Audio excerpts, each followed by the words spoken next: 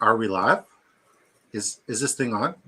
Sleaze wears his sunglasses at night. It's probably not nighttime over where you're at. Shout out to my two beautiful, wonderful co-hosts and my brothers who I like making fantasy football content with and making a lot of money for not only myself and you guys, but for the rest of this wonderful community. Dan, we'll start with you. Introduce yourself. Let the folks know who you are, where you're from, what you do, and as long as you'll fucking love disco, let's go. What's up, guys? I'm Dan Neely with NFL DFS Picks down here in Orlando. It's a beautiful weekend down here. The temperature's down. I am ready for some football. I likes it a lot. Sleazimus Decimus Meridius, sir. Hang on. I'm fucking still live. What's good, chat? Sleezball FF. My mind is a weapon. Fantasy football. We're rocking the shades today. I didn't even end the stream. That's why they didn't come over. That's my fault.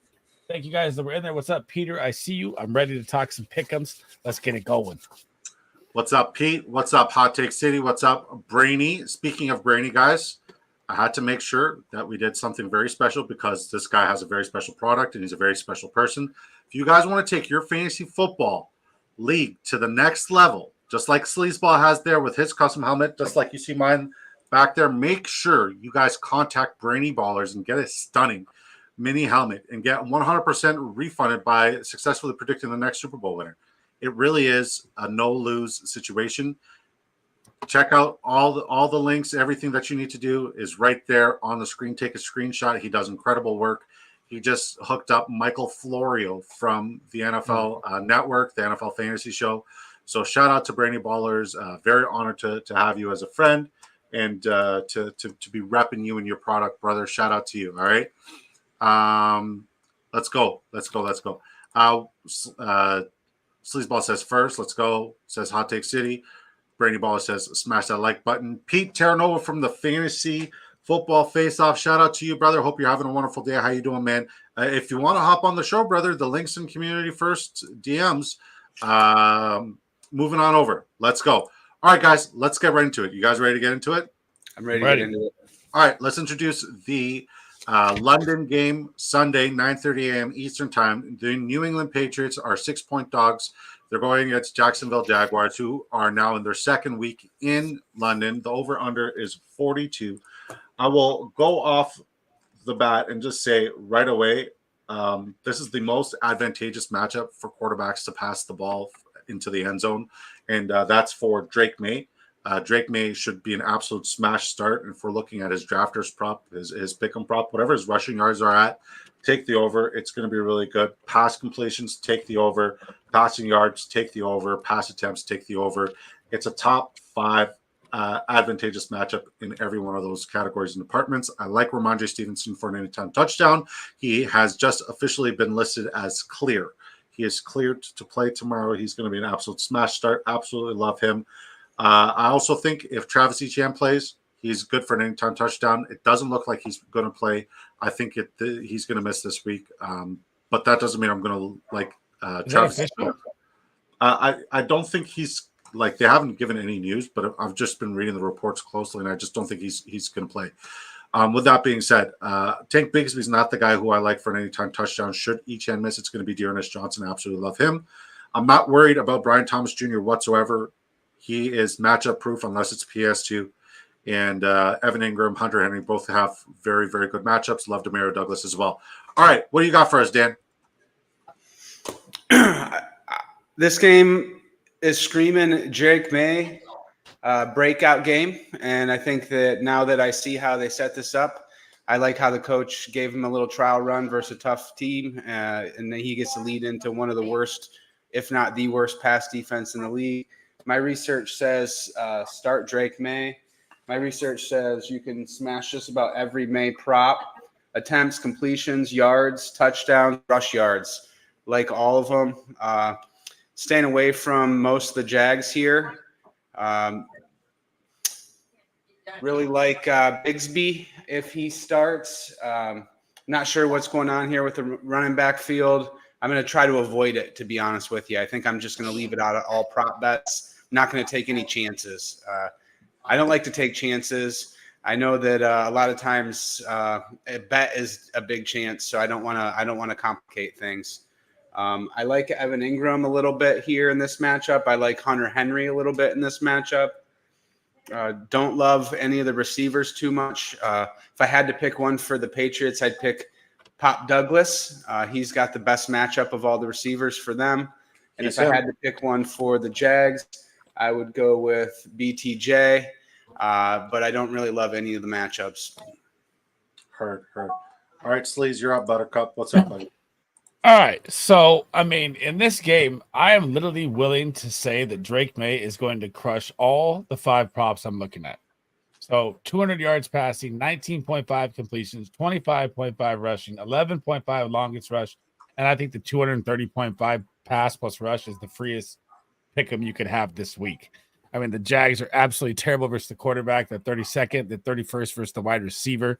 They give up 192 yards just to the wide receiver position. So I love Demario Douglas, all his props too. I think 4.5 receptions with back-to-back 9 target games is just an absolute smash. The yards there I like as well. I'm going to follow Dan here. I don't trust any of the running backs here. I like your call on Dearness Johnson anytime touchdown, but I don't think I trust Tank Bigsby. He turns out, that's the caveat. If he's out, yeah. ETN still could just be in there and be out in one quarter like he has been recently. I think Ramondre Stevenson is going to be a smash play here. The Jags struggle versus the running back too. This defense cannot stop anything.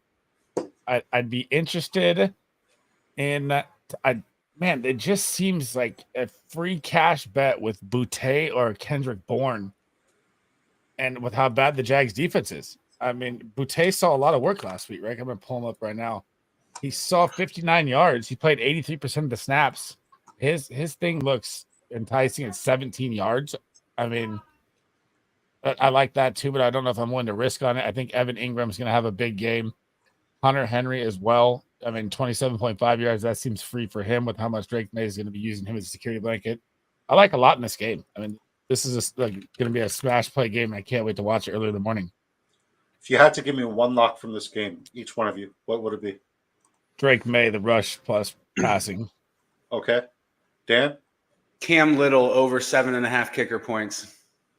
I like it. I'm going to go with Christian Kirk's receiving yards because I do agree with you. Brian Thomas Jr. is the biggest threat, and any other receiver that Christian Gonzalez isn't really covering, especially somebody who is competent, I like them to succeed against the other cornerbacks and nickelbacks that the Patriots have.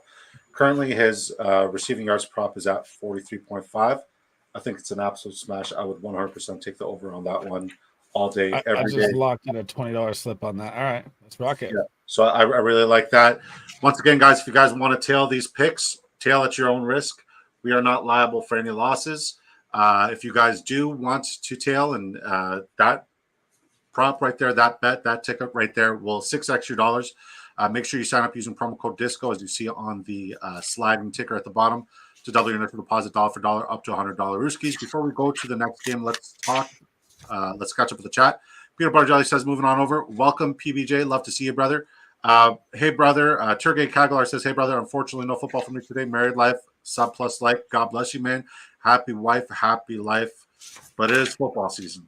And yeah, man, thank you guys for smashing the like button. Sub if you're not subbed. Like the video really does help us. Joe Ortiz says, sup. What's up, Joe? Good to see you, brother. Am I missing something here? Jags are favored by 6. The Patriots are that bad, man. Yo, what's up, boy? Says No Cap Matt. Good to see you, No Cap. How you doing, brother?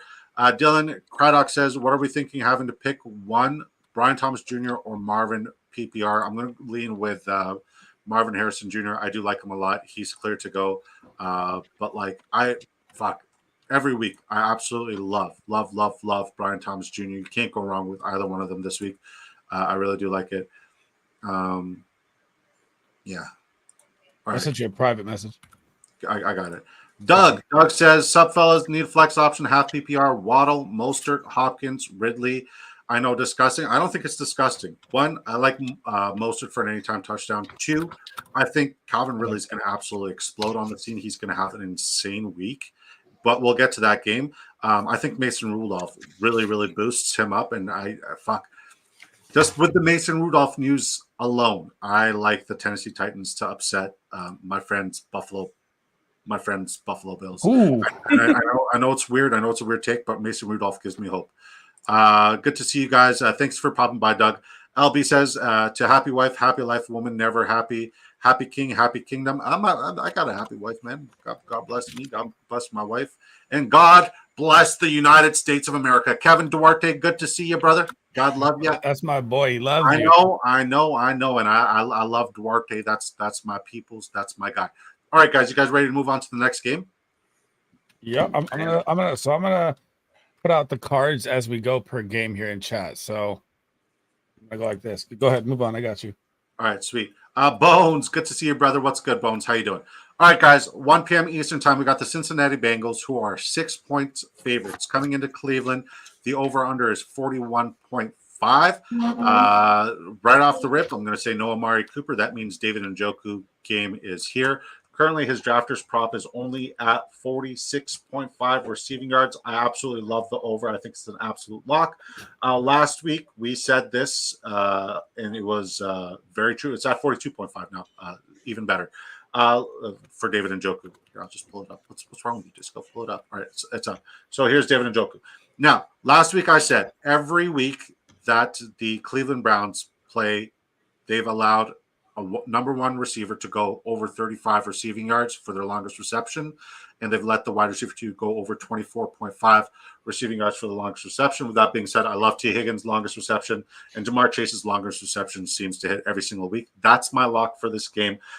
Nick Chubb is back. That's obviously something we need to talk about. Some of us are worried about playing him this week. I wouldn't mind playing Donta Foreman. It's a plus matchup for him. Mm-hmm. Jerry Jeudy is not on my start list. Obviously, it's a great matchup, but as long as Deshaun Watson's a quarterback, I really don't like him. I think the number one target there is now David Njoku. I'm so bullish on David Njoku. If you guys have him in your lineup, start him. If you guys have him in your waiver wire in one of your, 10-man Pokemon leagues, pick him up. Got to catch them all. Honestly, buy low now because it's only going to go up. All right. Let's catch up with the chat before we get to. I'd like to jump into this one here first, and I'm going to give you an absolute lock. But go ahead. All right. Doug says, "Damn, for real, crazy take, haha. Happy to be there. Got to support the Canadian brethren. God bless you, Doug, and God bless Canada. I love it. All right. I'm crazy, but I'm playing Murray over Geno May. I don't hate that take, man. I really don't hate that take at all. I tweeted it out like the most. So like." The most annoying question I've had all year in fantasy football was that week where it was like, do I start Sermon, Akers, or who was the other guy? Anyways, now the second most annoying is, do I start Drake May over Kyler Murray? Kyler Murray, like you guys drafted him. Let me say this. You guys drafted him for his ceiling, for his upside, right? You have to deal with the repercussions if the upside player does not play to the expectations, but you can't bench him because when he does play to his ceiling, when he does play as an upside player, then you're screwed either way, right? Drake May is not an upside player. Drake May's got a great matchup. Kyler Murray, he could be borderline matchup proof. It doesn't necessarily matter who he's playing against. Always play Kyler Murray over Drake May, all right? Bing King says if Chubb is efficient enough on the ground, the Browns can keep Bengals off the field to win this game. Wouldn't be surprised. Give me Cleveland +6. I don't hate that at all. I don't hate that take at all. Are we playing Marvin Harrison Jr. this week? 100%. I'm not benching him. Player studs. If Kyler goes off on your bench, you're going to be pissed. 100%. I agree. All right, Sleezball Decimus Meridius, you're up, but let me change the camera angle. Here you go, and then let me. All right, I'm going to change my stance here right now because someone updated to me on stream here. So the two, and I just looked it up here, the two starting cornerbacks are out for the Chargers this game. So I'm going to switch my Drake May over Kyler Murray and say Kyler Murray over Drake May, and Marvin Harrison is startable. Now, for the Cleveland Browns, my absolute lock of the week pick'em is going to be Deonta Foreman over 28 yards rushing. I do not see Nick Chubb coming in and seeing more than 8 to 10 touches. And in the last 2 weeks, Foreman has crushed this with 44 yards and 31 yards, and that was both on 30% snaps. Why does he look like Marshawn Lynch? He does look like Marshawn Lynch. That's He's going to weird. see 50% snaps here. That's one of I'm going to lock that in as my smash lock of the game. I agree with you on Njoku. I like all of Njoku's props. And I have this weird feeling that Deshaun Watson is going to have a decent game here. I know the Bengals defense is bad versus the pass too, and they're very bad versus the tight end, which is why Njoku is going to be a smash play. I don't want to touch his props. I just have a weird feeling that he kills it here. I like 2.5 receptions for Chase Brown. I think I'm taking the under on Nick Chubb's rushing if I was going to take anything. I think it's interesting that Pierre Strong has a pick 'em on there. I don't think he's in a rush for 21, maybe. Well, Jerome Ford's out, so I know, yeah. I like the way I'm looking at it. It's like going to be like 40, 50 Foreman, 20, 30 Strong, and then the rest Nick Chubb cleans up. I agree with that. Yeah. God, Eric all at 14 yards looks enticing too. Yeah. I like Evan McPherson's kicker points to 7.5, and I agree on your longest. But I have so many cards already with those, so I'm not going to take another one. Yeah, of course. I will say this: if we're looking at like advantageous matchups, we don't necessarily talk about quarterback rushing yards. This is a very advantageous matchup for quarterback rushing yards when it comes for Deshaun Watson against the Cleveland Browns defense. At 24.5, I'd be inclined to take his over on his rushing yards. That's the only prop I would take here until they put out an anytime interception. Anything else you'd like to add upon there, Sleaze? No, that's All it. right. Sweet, great take. Let's catch up with the chat. Daniel Cap says, I'll play the stack of Murray and McBride. Then you better. Let's ride it, buddy. Here's a yucky one for flex and PPR. Jackson Smith and Jigba, Pickens, or Najee? Najee for me, easily. If we're looking at who has like the pluses matchup and where the Jets' weakness is, it's not necessarily in the pass game. It's definitely in the run game. Frey Davis could go off. I think Najee can. I'm definitely flexing Najee here.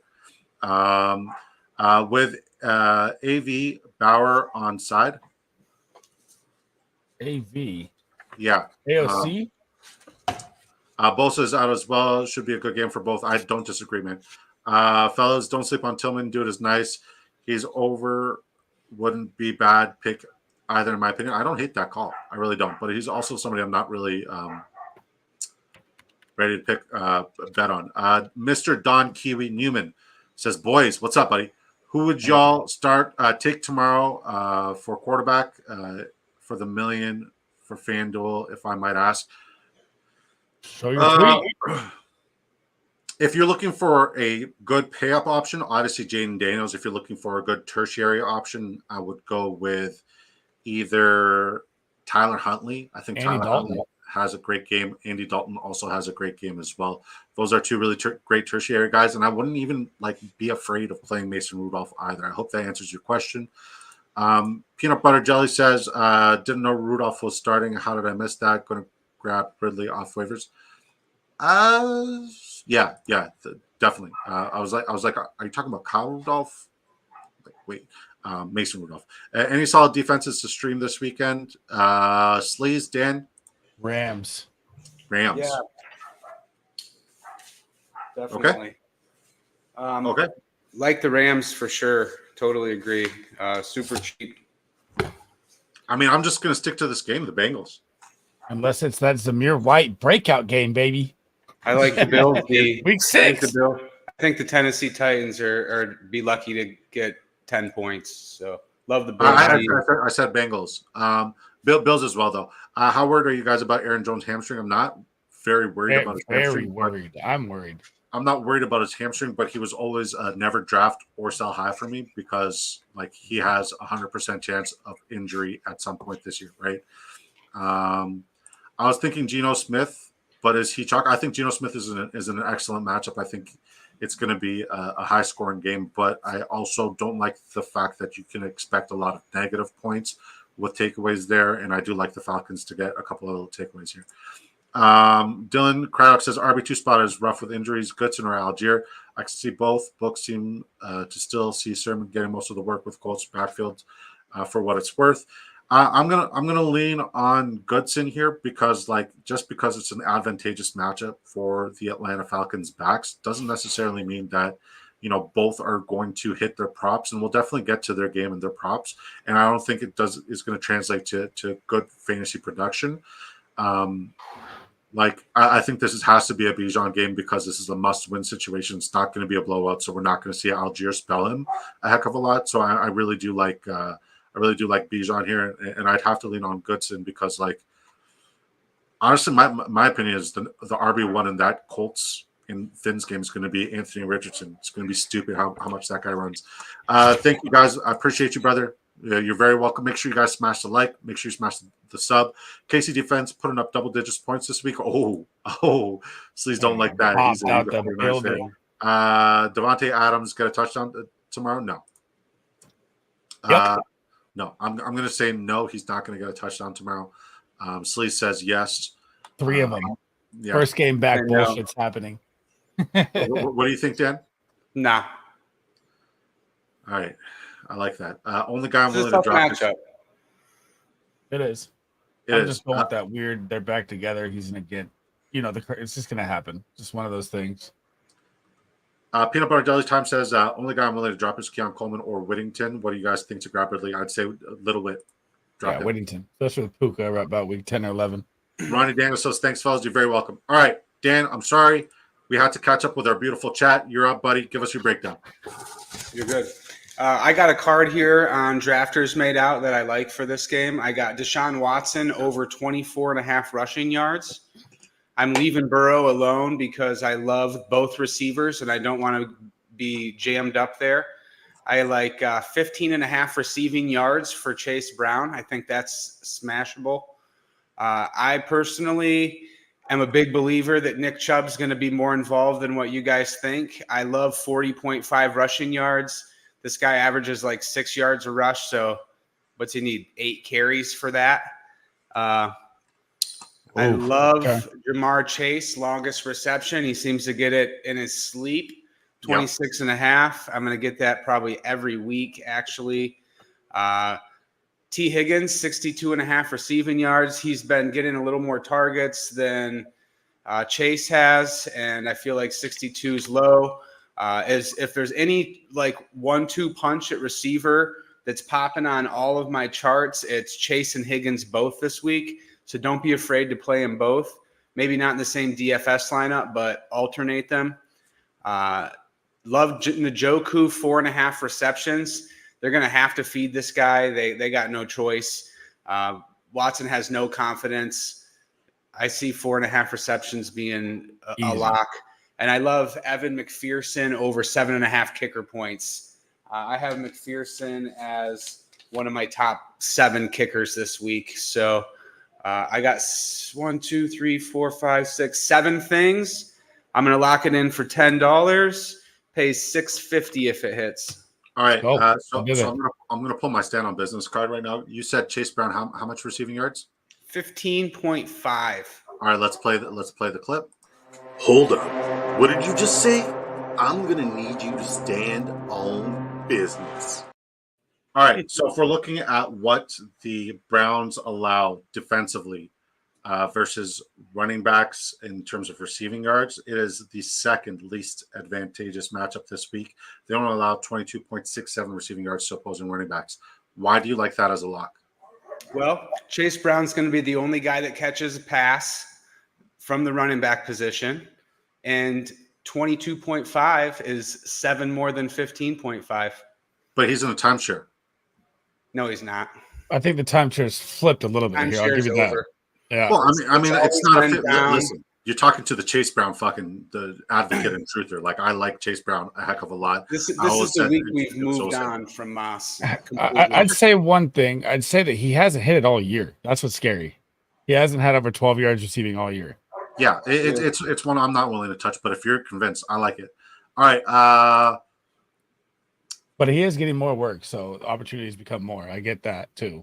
If you're going to go over 2.5 catches, how is he not going to have 12.5 yards? If you feel confident in 2.5 catches, Sleaze, then So how hang could you on. possibly He's not had feel? 3 receptions, 12 yards, 3 receptions, 8 yards, 3 receptions, 11 yards. I mean, that's pathetic. Like, It is. You can't possibly think. I don't think they're that. going to continue to average 3 yards a reception. It's just not. He's hit the law fastest averages mile has per to hour. come. Right? He's the most explosive receiving back, maybe in the conference. I will say, if you look at Owosu Koromoa, the linebacker that plays there, who's usually manned up on running backs, he does not let running backs get the reception. I kind of like the under on the receiving yards for Chase Brown. But hey, man, I asked you to stand on business and you did it. Mr. Don Kiwi Newman says, like Chubbs, heard.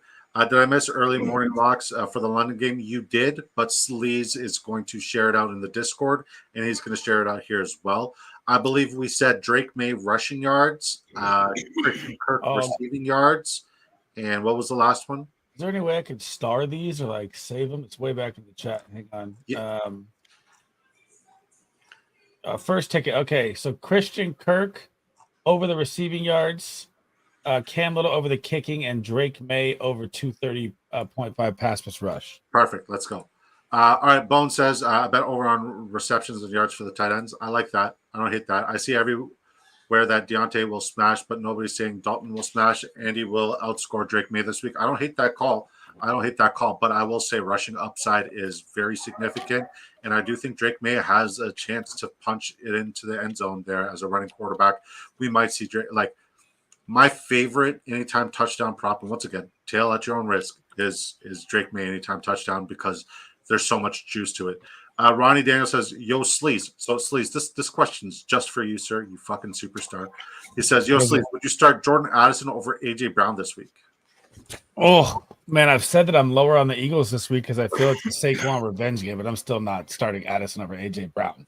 That's just – it could happen, but I'm still going A.J. Brown. I personally think Jordan Addison absolutely smashes, but if we're talking about volume, it's going to go to A.J. Brown.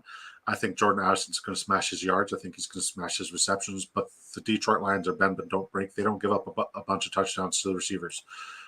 Thank you for popping by, Ronnie. Appreciate that. All right. Damn it. That love it. Joe Ortiz says, damn it, that Levis news sucks for me. He was my QB2 in a Superflex league where I have only where Carr is out. So should I go Algier or Watson at my Superflex? I would go with is that Deshaun Watson or Christian Watson? If it's Christian Watson, I would go Christian Watson. If it's Deshaun Watson, obviously. But you said Carr is your only other quarterback. So I'm assuming it's Christian Watson. Yeah, I would go Christian Watson. I think you need to go for the ceiling here. And he has the highest ceiling out of both of these backs. Christian Watson. Okay, got it. Big King says Rodgers doubles for the Millie. Let's go. All right, folks. Ready for the next game? Yeah. All right, sweet. Let's get it. Next game, we have the Detroit Lions, who are actually wait. What was that? Let's do a 3-pick so I can post them. Hey, you skipped over it. Right. A lock from each of us. All right, lock from each of us. So mine's Foreman rushing 28.5. Okay, mine is Jamar Chase, longest reception. Mine's T. Higgins, 62.5 receiving yards. Bada bing, bada boom. If you guys tail at your own risk. If you Jamar want to Chase get longest? Yeah. What'd you say, Disco? Jamar Chase over longest reception. Gotcha. Dan likes what'd you like, Dan? Higgins. I like Higgins receiving yards. I like Njoku catches too, but I like Higgins receiving yards more. All right. Bet. Yeah, so if you guys tail that bet, use promo code DISCO to double your initial deposit dollar for dollar up to 100 on Drafters Fantasy Sports. Your first bet is on us. Let's go. We good to move on to the next game, fellas? Thank you for the reminder there, Sleaze. I appreciate that. Gotcha. All right, next game. We got the Detroit Lions, who are 1.5-point dogs going against the Minnesota Vikings. Minnesota Vikings are coming off of a bye. The over-under is 50.5. One of the highest games and one of the most intriguing and exciting games this week. Oh, shit, what the fuck? All right, we fixed it. So I will say the wide receivers in this game, get them in every one of your DFS lineups. If you guys, need to flex, I think Jameson Williams is definitely flexible. I think oh my God, Jordan Addison's definitely flexible. I don't love the running backs in this game. If Aaron Jones does miss time, but I don't think he's going to, I still wouldn't start Ty Chandler, and Aaron Jones is borderline sittable. If I do like any running backs, it's Jahmyr Gibbs. And if I do like any props out of this game for any of the running backs, it's Jahmyr Gibbs over his longest reception, which is at 11.5 yards. He smashes that every week by like 9 yards. So I absolutely love his longest reception, and his receiving yards is at 22.5. I'd be inclined to do that because that's where the advantage is for running backs this week. The only advantage is Minnesota gives up way more receiving yards to running backs there. Other than that, I think Sam Laporta is tight end one. I think Justin Jefferson's wide receiver 1. I think Amon-Ra St. Brown's borderline wide receiver 2, wide receiver 3. This game's going to have a lot of fantasy points. Both quarterbacks should be an absolute smash start. I'm done. Dan, you want to go next or Sleazy? Sure. So let's do a card here while I go through it. I like this is a game where my research is saying all kinds of crazy stuff about the quarterbacks. I got up and down information. I got they love Goff with the completions. Also love him getting a interception. So I'm going to go with an interception thrown for Goff. Okay. I don't hate that. Same thing with Darnold. We got over completions, over yards, and also an interception is likely. I'm going to go with over completions. Detroit's just been a pass funnel. I'm going to stay away from the Detroit Lions running backs for the first time this year. Last week, David Montgomery was my RB1, and I hope you smashed that. He was great. This week, I'm avoiding Montgomery. I am also avoiding Gibbs. If I had to do anything with Gibbs, it would be his receiving. I think I'm just going to leave it alone. I don't know what's going to happen there. They really bottle up running backs in general, so I'm just going to leave it this week. Amon-Ra St. Brown, love his receiving yards here. Jamison Williams, love his receiving yards, receptions, and longest reception. I'm going to click longest reception. He seems to just be a big play threat waiting to happen. Addison's got a pretty good matchup, but I'm just going to leave him be this week. I really love Jefferson. I like his receiving yards and his longest reception. I think either is lock. I'm just going to hit receiving yards here. Maybe in another card, I'll go back and hit longest reception. I love Sam Laporta this week. He has got his best matchup of the season. Disco, I know you said he was tight end 1 this week, and I see why. That is a great call. Excellent job again, my friend, with picking an amazing tight end option. I love his receiving yards. I love his longest reception. I think I'll click receiving yards on this card here. And that's it. I got 1, 2, 3, 4, 6 things on here. Uh-oh. Here. Oh, lost your mic. You guys. There you go. Uh-oh. The Matrix Cutting got out. him.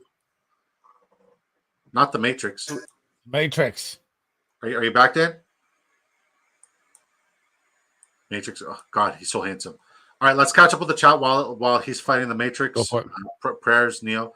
So LB says Addison over AJ Brown is a sleazy question. It's a no-brainer. I agree. C. Ramondre or Najee. Ramondre for me, Deacon. I think it's Ramondre for Sleezball, and I think it's Ramondre for Neil, who is stuck there. Skip over mine. Skip over mine. Yeah. You know me, man. I'm like Will Ferrell from Anchorman. I read anything that's on the teleprompter. I think Aaron Jones can get the upper hand in this matchup.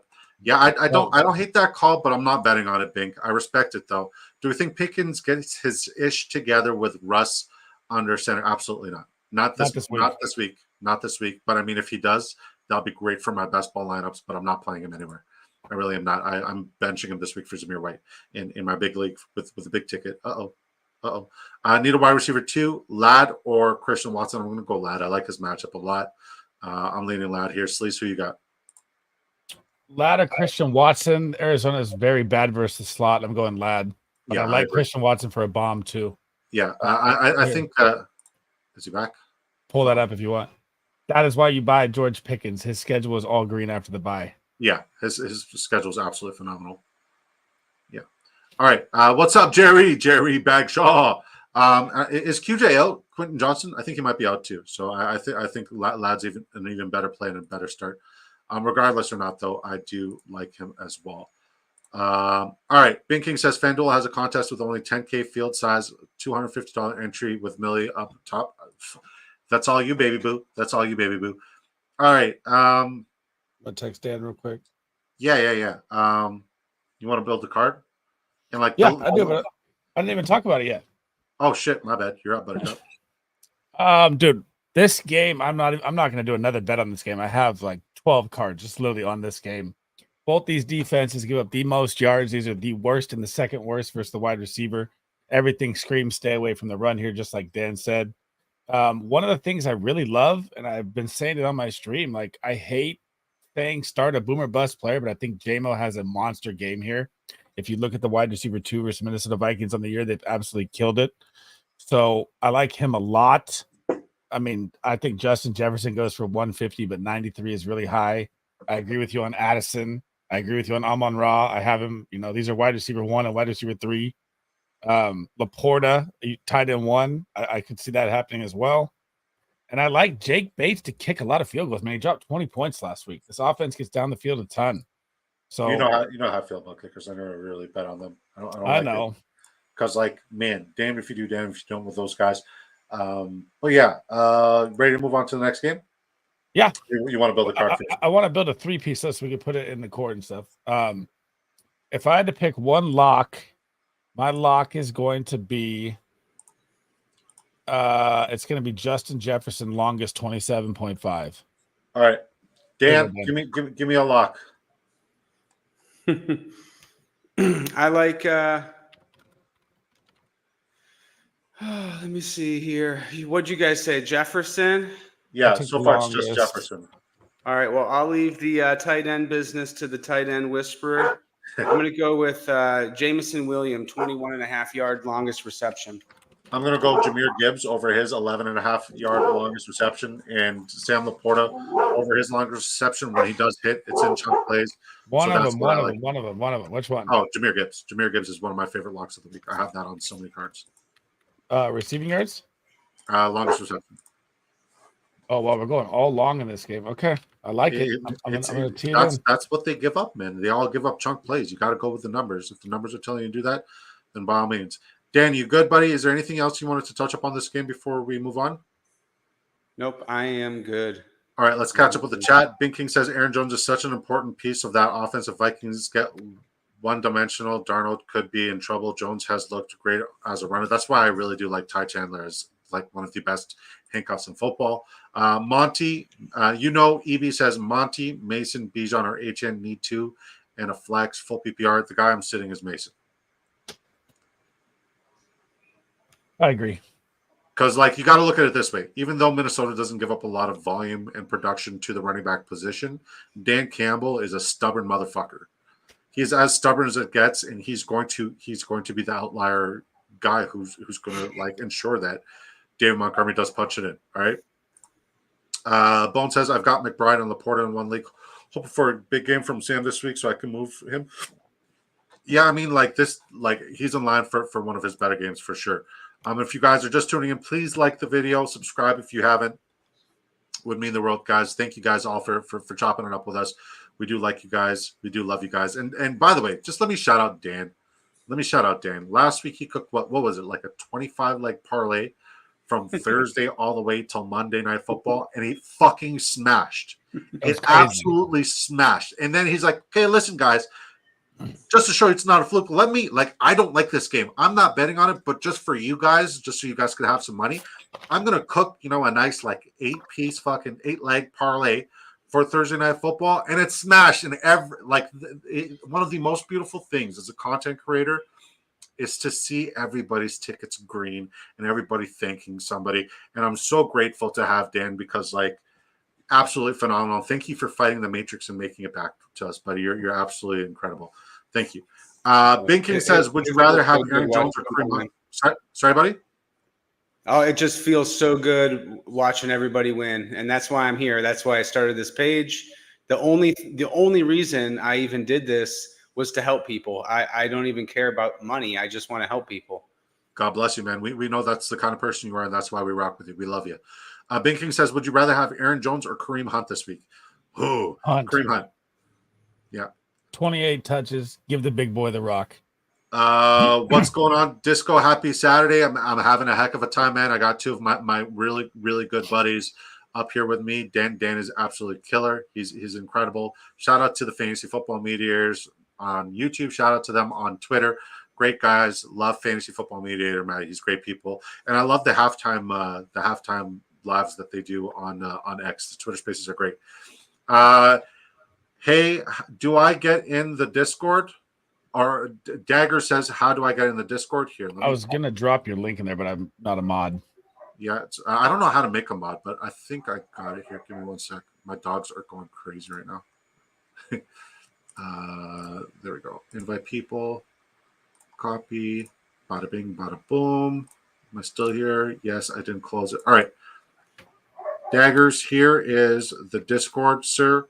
Please don't spam anything. I will remove you immediately if you do. You guys are the shit. You're great. Bones, we love you, buddy. Did Dan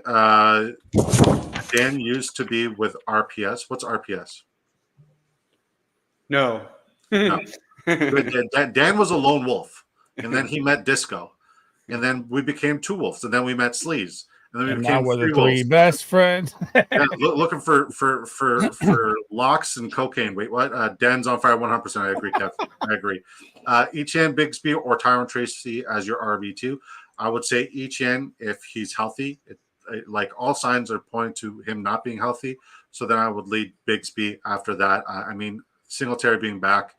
I don't really love the game script for the New York Giants running backs. I do love it for the receivers there.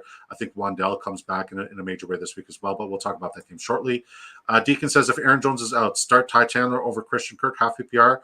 Else, would you start Tyler Goodson over Christian Kirk? I'm going Christian Kirk regardless, even if Aaron Jones is good. Thank you for popping by, Deacon. I saw your question on Twitter, buddy. I will not answer questions if I don't have my stats, my numbers, my projections next to me. So if I don't respond on X, please don't take offense to it.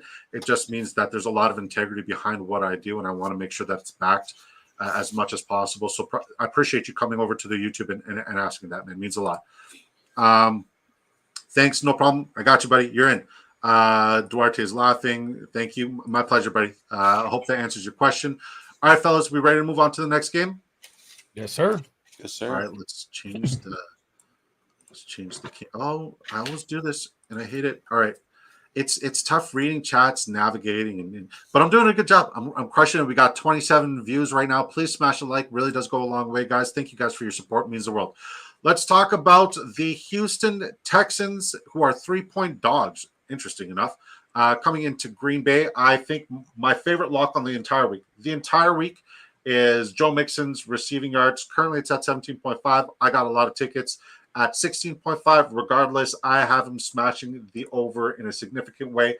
If we look at what the Green Bay Packers allow to opposing running backs, they allow 44.83 receiving yards on a weekly basis. This is in his wheelhouse. This is what he has in his bag.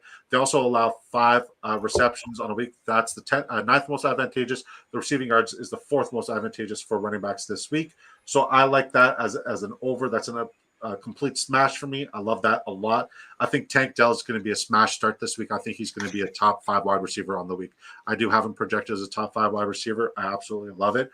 But somebody has a tight end one in his projections for one of these players here, and it's not Tucker Kraft. Dan the man. You're up, Buttercup. Yeah, I don't know if I want to stick to that after doing my research, but I do have him as a really good matchup. I have him as a top 5 tight end this week. But so this week for this game, I do like CJ Stroud's yards, 256.5. This guy's throwing the ball more than any other quarterback in the NFL for the most part. No one else is. God bless you. Whoever 40, My wife. attempts a game. It's crazy how much they're having him throw. Even without Nico Collins, he is throwing the ball a lot. He's throwing the ball a lot to Dalton Schultz lately. 2 weeks in a row with 8 targets, 2 weeks in a row with an end zone target. So I do love Dalton Schultz this week. He's great low-cost DFS play, I think. If you're looking for a guy that's cheap and you could maybe get 15 points out of him this week, I love Dalton Schultz's 37.5 receiving yards, which it's not going to let me do because I already clicked on Stroud. Jordan Love is all over the place here this week, but I love his rushing yards. 260 pass plus rush yards seems like a little bit of a cheat code because I think this is a game where he's going to have 20, 30 rush yards. and his passing yards prop is probably right where it's supposed to be. So if you're looking for a little edge and you want to get Love in there, I like 260.5 pass plus rush. This is a game for Joe Mixon. I think this is a game that I just absolutely love Joe Mixon in.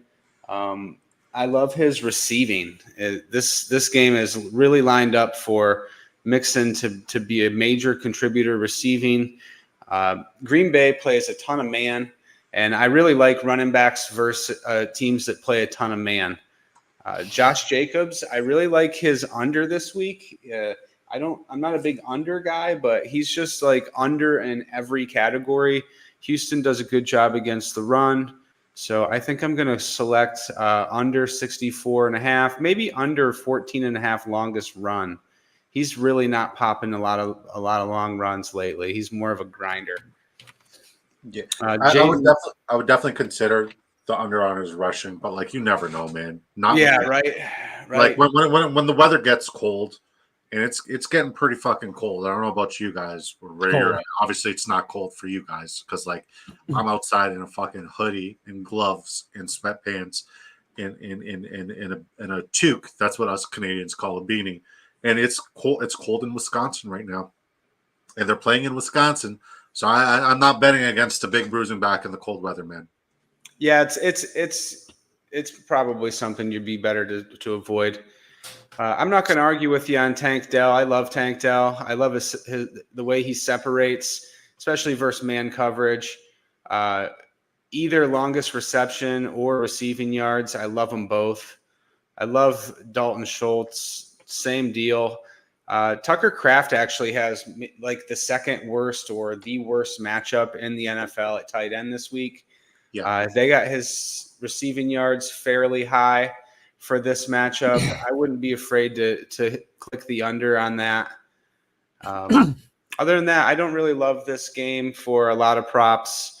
I'm kind of avoiding a lot of the secondary options. No one's really sticking out to me. Not even Dobbs?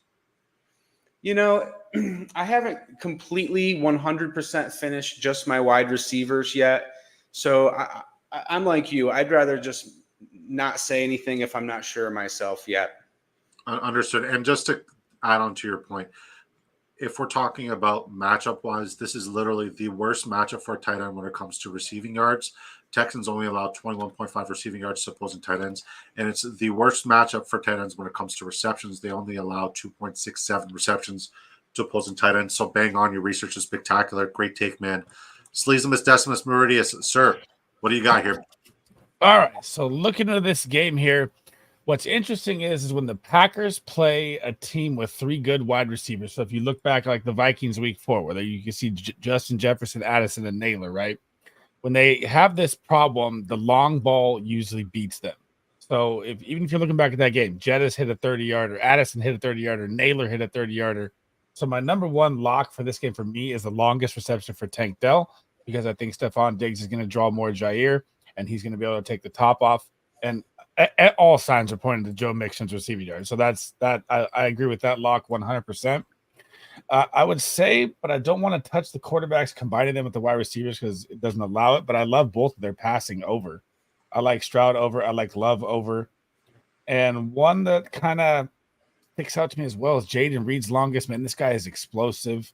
He gets at least one every game, right? I know. And I'm going to say under on all Tucker Kraft's props. The Texans absolutely lock up the tight end. I don't like anything from him. And since the wide receivers are back, the target shares drop for him a lot, kind of like exactly like we said it would last week. So, I mean, if you look at it, I think he had 2 receptions last week. So, I mean, 2 receptions, 13 yards. So the targets went from 9. Do you think that has to do with his fellow receivers coming back or with his injury? Or I think it's the receivers coming back. Or yeah, I'll say receivers coming back 60-40 with the injury, okay. 70-30. Okay. Now, but I'm willing to take the under heavy on the yards. Yeah, I will tell you, like, one of the unders that I think is an absolute smash this week, if we're concerned for Josh Jacobs rushing yards, Emmanuel Wilson at 24.5 as an under is... He's looked explosive, though, man. He can hit the whole run. And If we're worried about Josh Jacobs, should we not worry about Emmanuel Wilson, or am I thinking this is like way too straightforward and I should probably reconsider? No, I like what you're saying. Yeah. Texans are very good versus the run, but let's see. I think he's beaten this every game. All right, so Texans against the run. I have the numbers here. They allow the 20th most rush touchdowns at 0.5 rush touchdowns per game. They allow 20.5 rush attempts. They allow 78.5 rushing yards, which is the 25th worst matchup this week. They're fifth versus the running back too. Yeah, they're great. They're a really, really good run defense, right? So like if I'm looking for outliers, right, and we're having a conversation, I didn't think about this until Dan brought up Josh Jacobs, because Josh Jacobs is somebody I'm not willing to bet on. I didn't think about it and consider it until Dan brought that up, and I'm looking at Emmanuel Wilson. Like, I'd rather take the under on Emmanuel Wilson because he's not a big bruising back in a cold weather game. That's Josh Jacobs. I'm not going to bet under on Josh Jacobs. I'd rather bet under on Emmanuel Wilson, or should we just leave it? Let me drop a bomb on you real quick here, Vaughn. Emmanuel Wilson. So Emmanuel Wilson, right? I agree with what you guys are saying, but it's sketchy because against Philly, he played 24% of the snaps. Philly's a top 10 run D. He had 46 yards. Against Tennessee, a top 5 run D. He played 40% of snaps, had 50 yards. Against Minnesota, a top 2 run D, he got 27. So I mean, it's I don't think I want to touch it. You know, Jacobs has been a big disappointment. Like last week, Disco, he was like our number one running back when it come to yardage. The Cardinals were giving up the most yards to running backs. We all agreed that he was a guy that we would put in all our bets. At least Sleez and I agreed he was a guy we were going to put in all our bets. And if we lose them all because of that, then that was a loss we were willing to take. And guess what? He didn't hit 65 freaking yards. And the Cardinals gave up 130 yards a game to running backs going into it. And now he's going against the Texans, who give up about half the yards that the Cardinals give up. So I'm comfortable with this. I think my opinion of Jacobs is maybe a little higher than what he's actually doing. Right. I agree. What would be the 3-piece lock, though, boys, before we move on here? I know you're taking Mixon. I got that. I'm going Tank Dell. Who's your lock, Dan? Oh, it's Schultz. Schultz has got to be a Packer. It's got to be a Packer. Texans. Yeah. Jordan Love over the yards receiving. I like that one. I don't. I like Reed. If I have to pick a Packer, I'm going Jaden Reed over 56.5 receiving yards. Okay. I'm inclined to like his longest. I like longest receptions. Like I'm go longer, don't go long at all. Like I love his longest reception more than I like his receiving yards. But I don't hate what you're saying here at all. Yeah, I get what you're saying, but the thing about Reed is when he hits that, he usually breaks a tackle to hit it. So I'm just a little apprehensive with the longest reception. Fair enough. Are we good to move on to the next game, fellas? Locked it in. There you go. 4th ticket is up, guys. All right, let's go. All right, fellas. Next, hold on. We got chats to talk. Let's fucking go Texans, says Bing King. Houston got Danico Autry on their D-line too. Heard. Mixon will get heavy volume. I believe so as well. Stroud or Goff, I'm going to lean with Jared Goff. The Minnesota Vikings defense gives up more passing touchdowns than the Green Bay Packers defense. I also like Stroud to throw an interception because Green Bay's defense gets an interception every fucking game. Stroud says, Binking, I agree. Us Texans haven't faced very good run teams yet. I think we're more mid-pack versus. I beg to differ, but I respect the hell out of your opinion and I respect the hell out of you.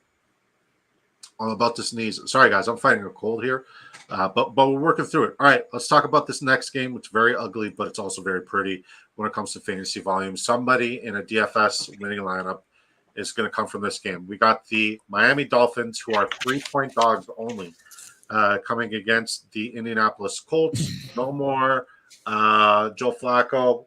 We might see him at some point. The over-under is 43.5. I think that's way too high. With that being said, this is one of the most advantageous matchups on either side for running backs. If there's no Jonathan Taylor being a special, spectacular runner, I'm not inclined to love either Goodson or Sermon. So with that being said, I think Anthony Richardson has QB1 upside this week with the rushing upside that he delivers. If he's healthy, he is going to be QB1 this week. No questions about it. I love his rushing yards at 32.5. I love his longest rush at 12.5. There's nothing about him I don't like. If we're looking for a tertiary play in DFS, I think Tyler Huntley is very startable. Devon Achane should be an absolute smash for his receptions. I like Raheem Mostert for an anytime touchdown. Tyreek Hill, longest receptions only at 22.5. That's free money. Jalen Waddle at 18.5, also free money. Either stagger them or take them both. And Josh Downs and Anthony Richardson have a very, very special connection. And I'm never benching Josh Downs as long as Anthony Richardson's healthy. And I mean, he's looked good with Joe Flacco. But with that being said, Sleaze, you're up. Let's go. All right, let's make it quick to this game. Everything is screaming rushing here on the Colts side, but JT is out. So do I really want to touch Sermon at 46, who just took 18 carries for 20 freaking yards and 1 yard per carry? No, I do not. Do I want to touch Tyler Goodson's rushing? I do. I think 29.5 is going to be an absolute fucking lock for him. That's one of my favorite of this game. And if I'm looking at Tyreek Hill, everything is screaming. All three are good for Tyreek Hill. I think the week off the bye, Tyler Huntley gets a little more groove going. They had an ugly start. I mean, he was brought in the week 4 with no clue what was going on. So give him a little time here. He's not a bad quarterback. He's my sleeper play of the week for quarterback as well. Like you said, with tertiary play, I like that a lot. Yeah. And I think Michael Pittman is under by a mile in this game. Everything is screaming to me that Michael Pittman is a must sit. The Miami is amazing versus the wide receiver versus the quarterback in the pass game, and they struggle versus the run. So like you said, Anthony Richardson's rushing, I love the longest rush as well. I even kind of want to touch Achane's rushing at 48.5 or Mostert at 33.3 because the Colts really struggle versus the run too. Yeah, they ranked 21st. But what about Jalen Wright at 13.5? Do we think he just stops getting any sort of production and work? I think he's out of the rotation now. Okay, I respect it. I respect it a lot.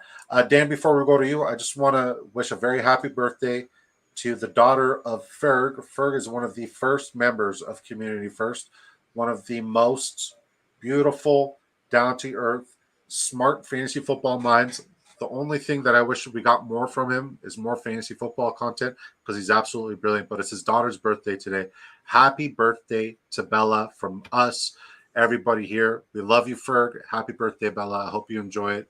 I hope you have you enjoy your day, you beautiful little princess. All right, Dan, you're up, buddy. Okay, so Anthony Richardson, if he stays healthy for 4 quarters, is an absolute guarantee to throw an interception. I have never seen a more boneheaded quarterback play in my entire life. He makes Will Levis look like an all-pro. Tyler Huntley, staying away from him. The running game in Miami, I don't know what to expect. Is Achane healthy, guys? Yes. This guy, is he going to be back into lead back role? Is this Mostert's first chance healthy with Achane and we don't know what's going to happen now? Or is this Achane's backfield? Achane will be running back 1 of the week.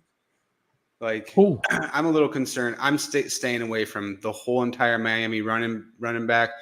And I'm not on the Tyler Goodson train yet. And I'll tell you why. Miami's very, very, very stingy against running backs receptions and running backs receiving yards. And that's what Goodson, his role has carved out to be, is more the pass receiving running back. Sermon, I love him or hate him. That. Sermon kind of lost his job. He had 8. He was averaging 7 yards per carry on 8 touches. Look, I get that Sermon hasn't had a lot of yards, but he's had 20 touches in back-to-back games, and Goodson's not taking that job. I'm sorry. It's not going to happen. Stop doing it. It's a dumb call to make. I just think that it's too risky. And if you want to say that's too risky, you'd say the whole backfield's too risky, right? And it's a smash matchup. But if I'm going to have to play somebody, I'm going to go with a guy getting 20 touches.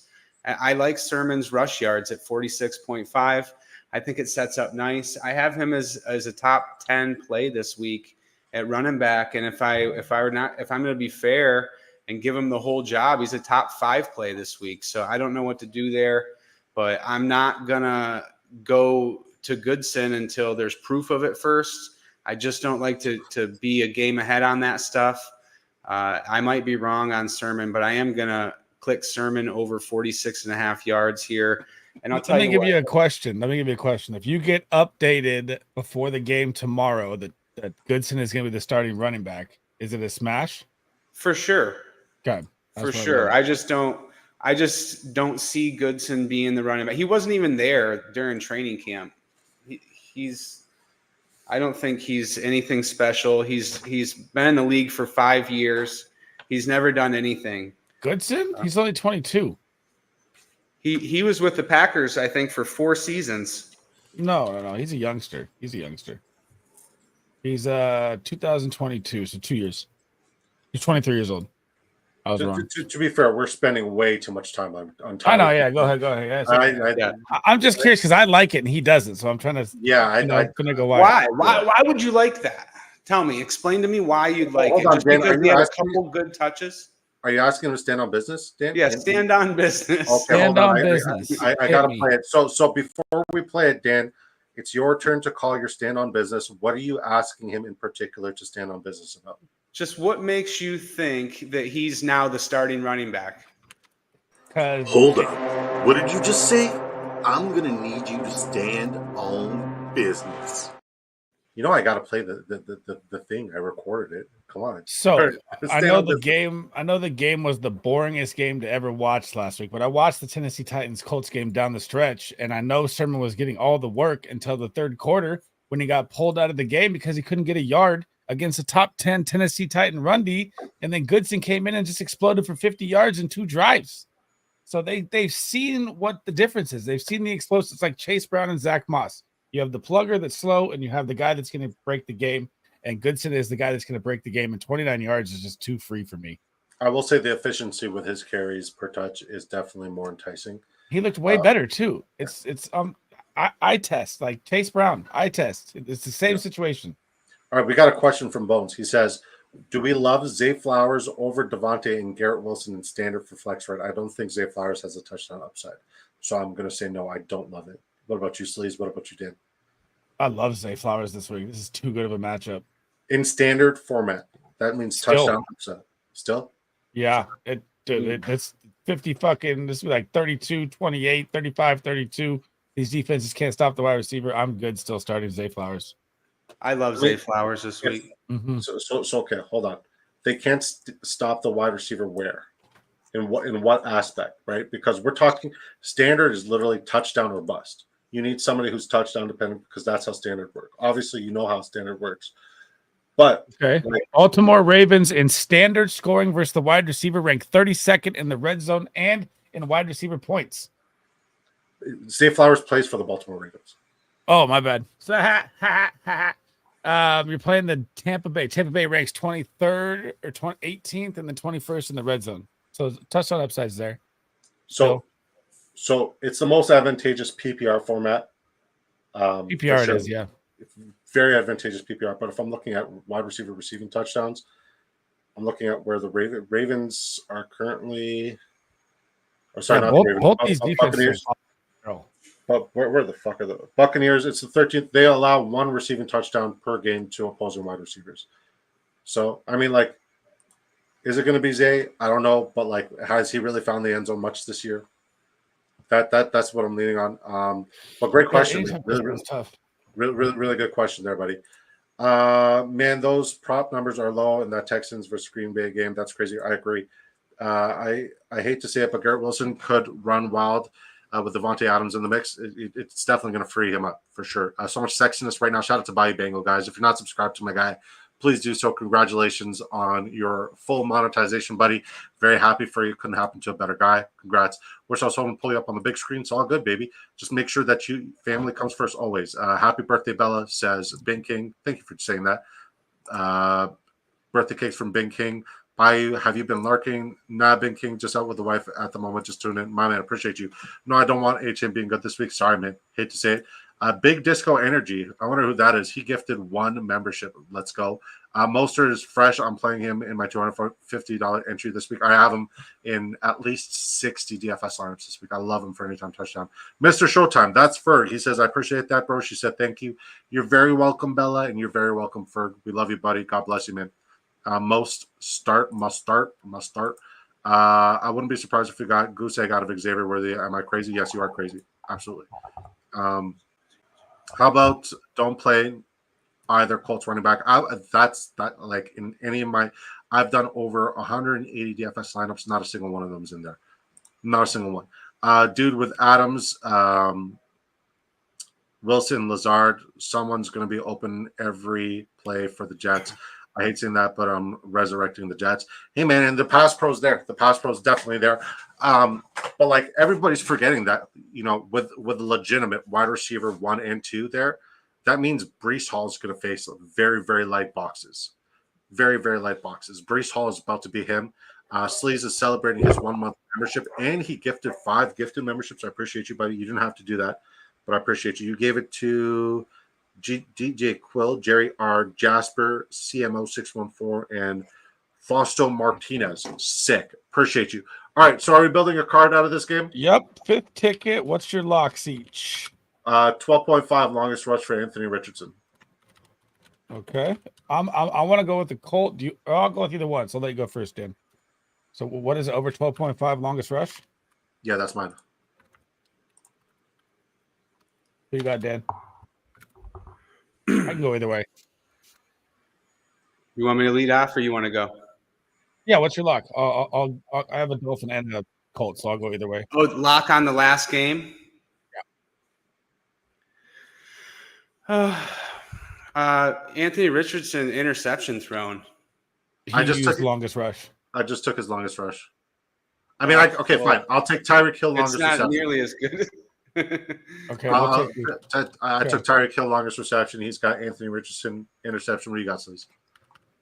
Over 0.5. And what did you go with? Tyreek Hill longest reception, 22.5. I want Goodson's rushing. It's currently at 29.5. That's pretty free. It's pretty free. Bink King likes Tyreek over yards too. Shout out to Bink, man. Bink, you're a real one, man. We love you, buddy. All right, we got to move on to the next game. Yeah, what was yours? Is Tyreek Hill longest? Yeah, 22.5. I also love Matt Gay over 1.5 field goals made. That seems like a lock against Miami. They can't move the ball. Okay, Tyreek Hill's 22.5. All right, I got it. Perfect. All right, next game, 1 p.m. Eastern time. Philadelphia Eagles are only 3-point favorites coming into New York. The over-under is 42.5. There might be a revenge aspect to this. It might be a revenge game. Nevertheless, if we're looking at the advantages, despite everybody wanting to bet with their emotions on anytime touchdown and rushing yards for Saquon Barkley, I will say the only place I'm really comfortable betting on Saquon Barkley is in his. Obviously, he's a must start. Like, you need to start him. But the only place I'm really betting on Saquon Barkley, if I'm just betting on Saquon Barkley alone, is in his receptions and receiving yards. Either one of them are good. I really like any one of his receiving props because the Giants are very, very good against the run. But when it comes to receptions, they allow 5.17. That's the 7th most advantageous matchup for running backs this week. And when it comes to receiving yards, they allow 42.83. That is the 6th most advantageous matchup on the weekend. If we're looking at Saquon Barkley's receiving yards here, it's currently at 16.5 receiving yards, which I think is a tremendous free outlier. 2.5 receptions, I think that's cool. Longest reception, 10.5, I like it. But 16.5 receiving yards, if you put I put significant money on Saquon Barkley receiving yards and Joe Mixon receiving yards, just those two, because those are my 2 favorite plays on the week. I really, really like those plays. And I just elaborated on why, and I stood on business. And now Sleezball, this is somebody who's going to bet with his emotions because he loves Saquon this week. So you're up, Buttercup. I mean, it's like we said in this game. It's like I'm throwing everything out the window. Do I think that Saquon Barkley is even going to come off the field for one snap? No, I do not. So I think 81.5, although the Giants are good against the run, I would take that. I like the receiving yards more, obviously, there on his side. I'm going to take the under on A.J. Brown's receiving yards, 72.5. I don't like. I think that's too high. I think it's a Saquon game. I think Malik Neighbors at 6.5 receptions is absolute free money. The Eagles, this is their weak spot, is versus the pass. They rank 26th. They give up 37 points. I mean, him being back is going to just be Danny Dimes' go-to guy. I don't like any of the tight ends in this game. This is a very tough tight end matchup. I do like Jake Elliott's 1.5 field goals a lot. I think that's going to be an absolute lock there as well. And I'm curious to see if Danny Dimes throws a pick. I think that's one I like as well. Heard. Dan the man. You know what? I agree with a lot of what Sleeze said. I am going to just completely stay away from Daniel Jones altogether in this game. He's got one of my worst quarterback matchups. I have him with a whole bunch of pink red lines. Jalen Hurts, 37.5 rushing yards. I like that. And, the defense of the Giants has given up like the fourth most rushing yards to quarterbacks or fifth most rushing yards to quarterbacks. So they're susceptible to the run. Hurts runs a little more than the most quarterbacks, so he's going to need a good game to hit this 37.5 prop, but I like it. Sleaze, what do you think about Tracy and Singletary this weekend? I don't know what to expect. I really think Singletary is under the rushing. I was just thinking that. It's funny you said that. But I think it's going to be a 50-50 split. I don't know. I don't like it. I would like Tracy to be the guy, but I don't know. Dayball loves Singletary, man. I see weird. Tracy as kind of like the home run hitter now. I like this 10.5 longest rush. Compare him to Barkley, 17.5 longest rush. I might like Barkley's longest rush until I seen how big it is. And then I'm thinking I'd like one of the Giants backs for longest rush. I have it as a plus matchup for long run. I think Tracy over Singletary if you're going to pick one for long run. What do you think? Tracy's the home run hitter. I think Singletary's going to look sluggish.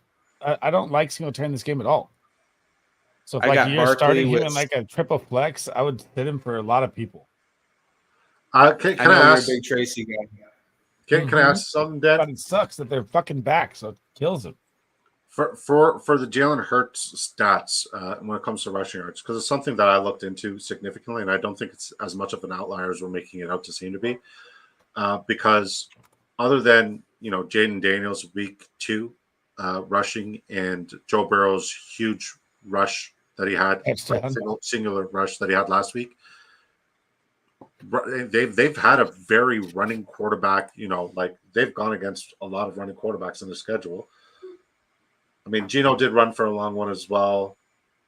Fuck, if we like his rushing yards, wouldn't we also like his longest rush at 12.5 more? Yeah, maybe. You could talk me into that. I'm going to switch that out. 12.5 longest run instead of 37.5 rushing yards. He's a threat to have a long run every week. I love that. He's like the 1 yard, 1 yard, 1 yard, 20 yard kind of guy. Yeah. I think they give it up in chunk plays, not volume, and I don't think he's going to get the volume. And in order to get 37.5, it would have to be volume. 12.5 seems like he could get it in the first drive. So I like that. We talked that one out, buddy. Thank you for being very open-minded about it. I don't care who is lying across from A.J. Brown. 72.5 receiving yards is too low. I agree. I think it's under. He's the number 1 graded receiver, I think, in the NFL per PFF. The guy is absolutely dominating. I know he hasn't played very much. He's only got a handful of games, but man, I love AJ Brown every week at 72.5. This guy had 100 yards receiving 10 games in a row last year, wasn't it? I love it. This is a divisional game. They're going to play tough. They're going to use their main guys. Goddard's out, so who do they throw to? They throw to 3 guys, and one of them's missing. Yeah. Well, I mean, 4 guys if you include Saquon Barkley. Oh yeah, I'm with you. I'm gonna switch to AJ Brown. I'll go over. Yeah, AJ Brown is one of the best wide receivers in football, and it's not even close. I had him in my preseason rankings as my wide receiver. Him and Jamar Chase were wide receiver 1A, 1B. You can interchange either one of them. Adoree Jackson's out too. Yeah. I mean, like, shit, all I know is don't play Caltera, don't play Theo Johnson. This is not a Theo Johnson game whatsoever. No. I think Malik, none of us have talked about Malik Neighbors. This is a fucking spectacular. I said the receptions is my lock. Okay. 6.5. My bad. Because this is a spectacular matchup for Malik Neighbors. Like, if we're talking about receptions, not really, because they only allow 11.8 receptions to the wide receiver position in general. He's going to see 20 targets, though. If we're talking about receiving yards, it's very good. So his longest reception, and I know I sound like a fucking broken drum, but like if the Eagles allow 11.8 receptions, but 162.2 receiving yards, that means on average we're looking at anywhere between 15 to 16 receiving yards per reception.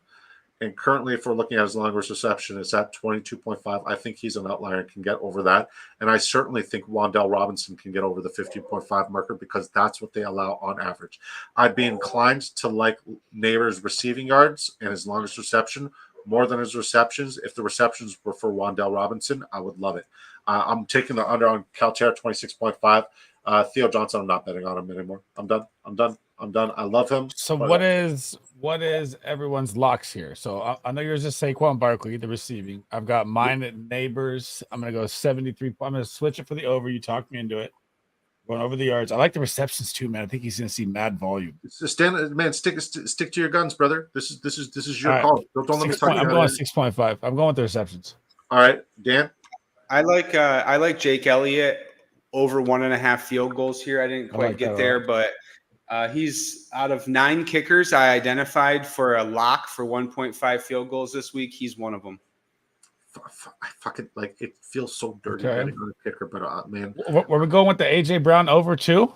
No. We're just cooking a 3-piece. Everybody gave it a lock. Okay. Devonta Smith. Go. What's up, Dan?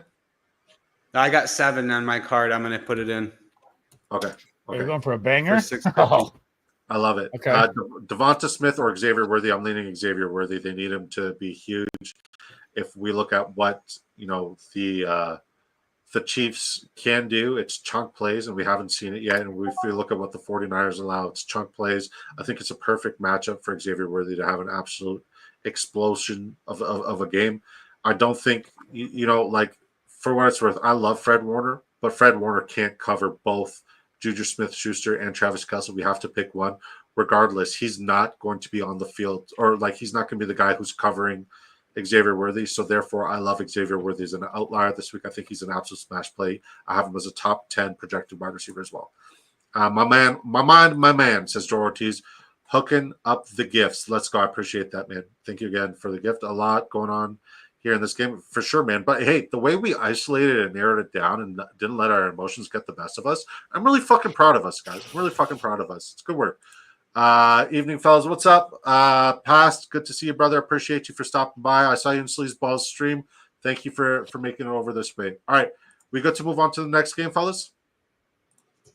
Yes, sir. Yeah. All right. I like this game a lot. Chase, Jones, or Mason, pick 2. Like Chase Brown or Jamar Chase? Chase and Mason. Aaron Jones? Yeah, it's Aaron Jones. Yeah, I'm going Jamar Chase and Jordan Mason. I think it's Worthy, Chase Brown, but Xavier Worthy over Christian Kirk? Absolutely. Xavier Worthy over Christian, for me personally, Deacon. Sleaze, Xavier over Christian Kirk? Watson.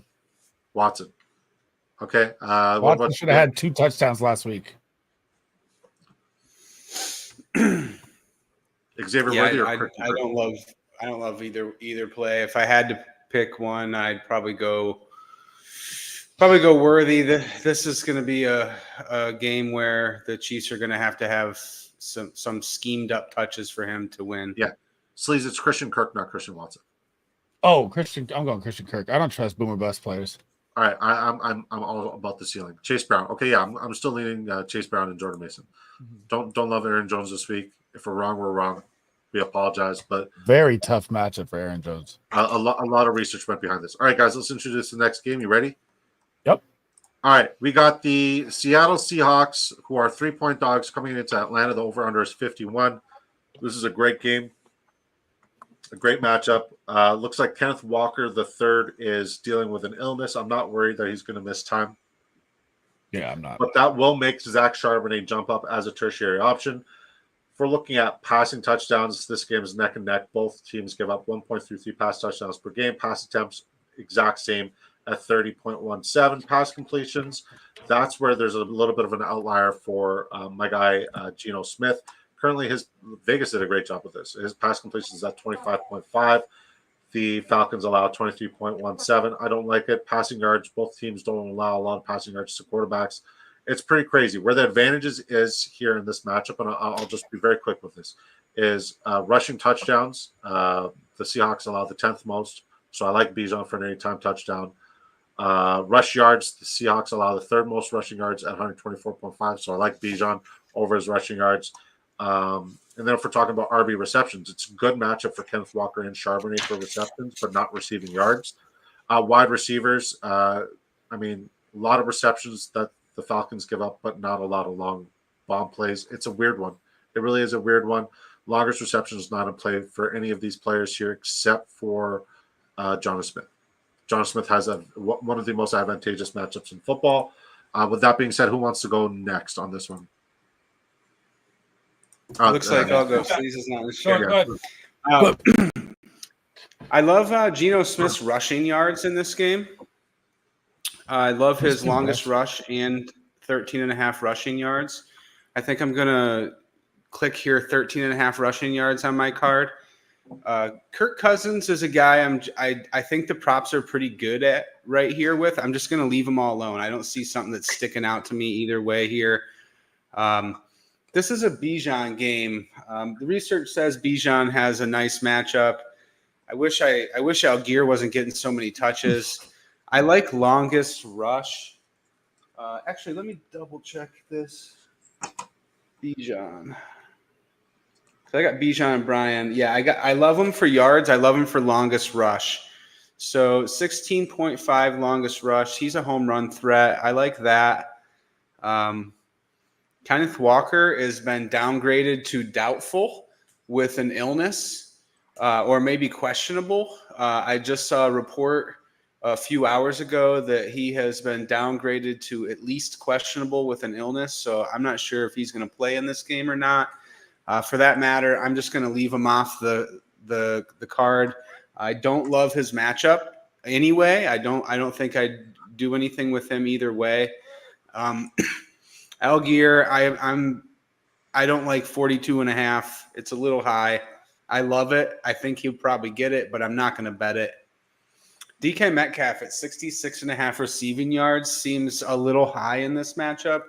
Atlanta really limits the outside receivers. They do a phenomenal job against wide receivers. I believe they give up the 5th least amount of yards in the NFL to receivers. And Jackson Smith-Njigba is by far the best matchup this week. So that being said, DK Metcalf under 66.5, something I'm willing to do. Darnell Mooney, same thing. Seahawks have been good against receivers, giving up very, very low yardage to receivers. I'm going to do the same thing there. I'm going to click under 55.5. Same thing with Drake London. I'm going to click the under there, 73.5. If anything, I like Pitts to have a little bit better game. I'll go Pitts over 39.5. I almost like 18.5 longest reception just as much. But 39.5 can be just one catch for Pitts. He's so explosive. I'm going to stay, I think, away from the rest of the Atlanta guys here. But Jackson Smith-Njigba, I love it, 52.5 receiving yards.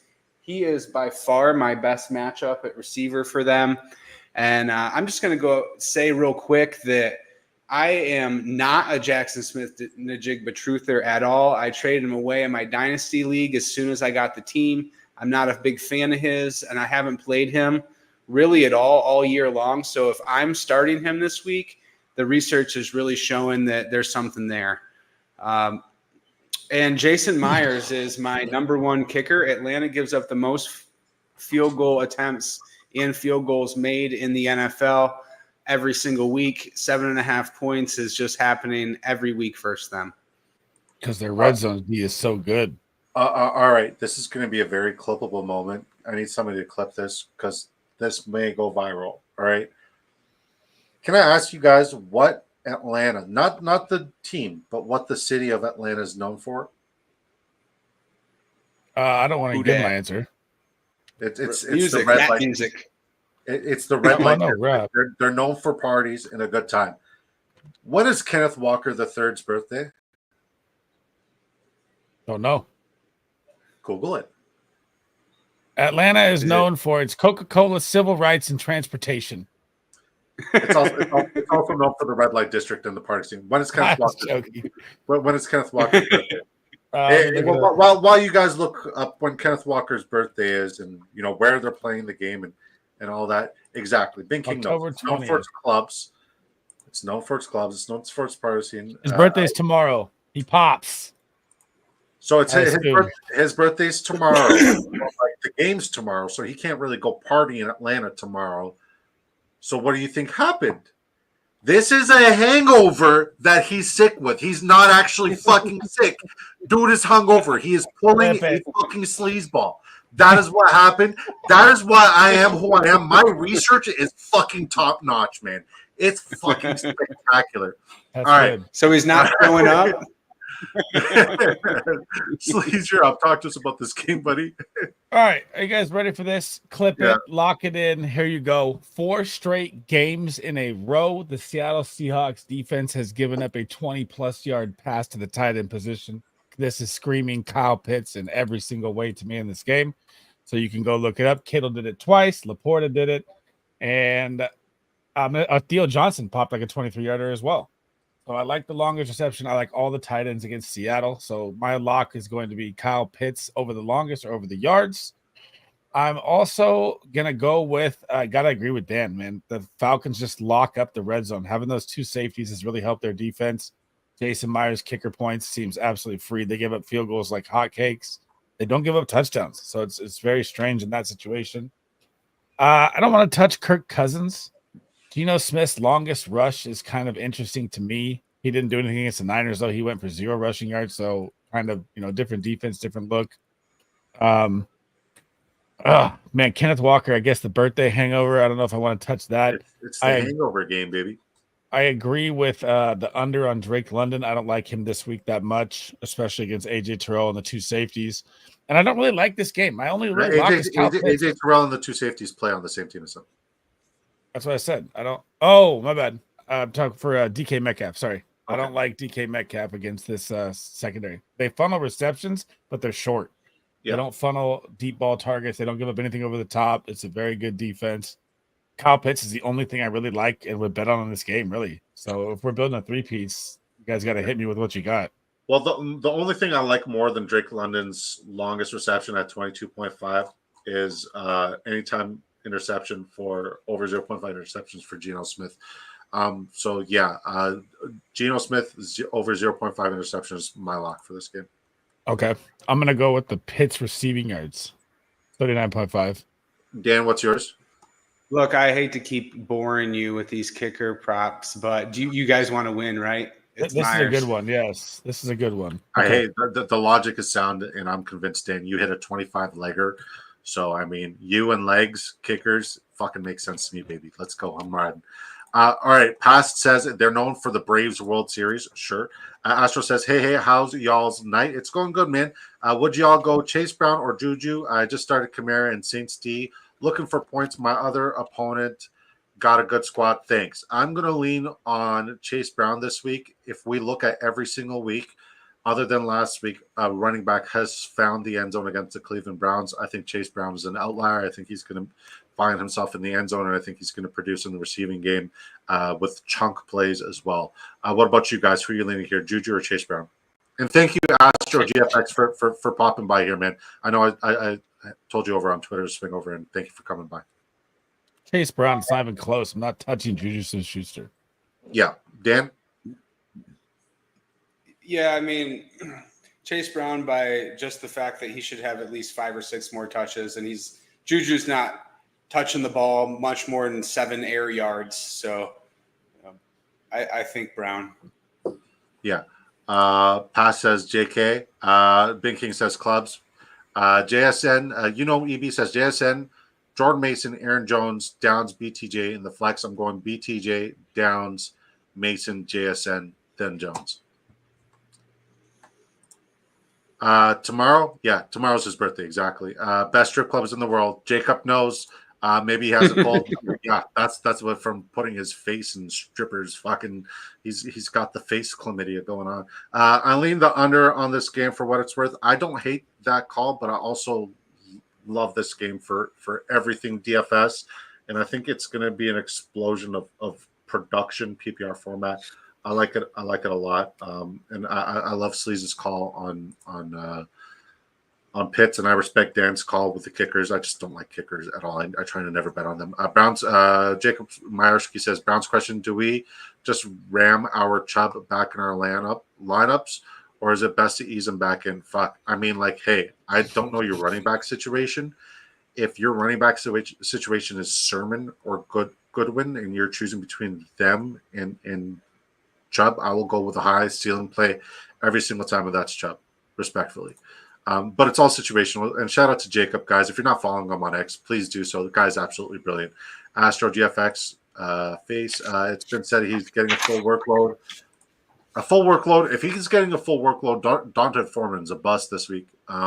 I'm curious about Jerry Jeudy fantasy implications too. As long as Deshaun Watson is the quarterback there, it's not good.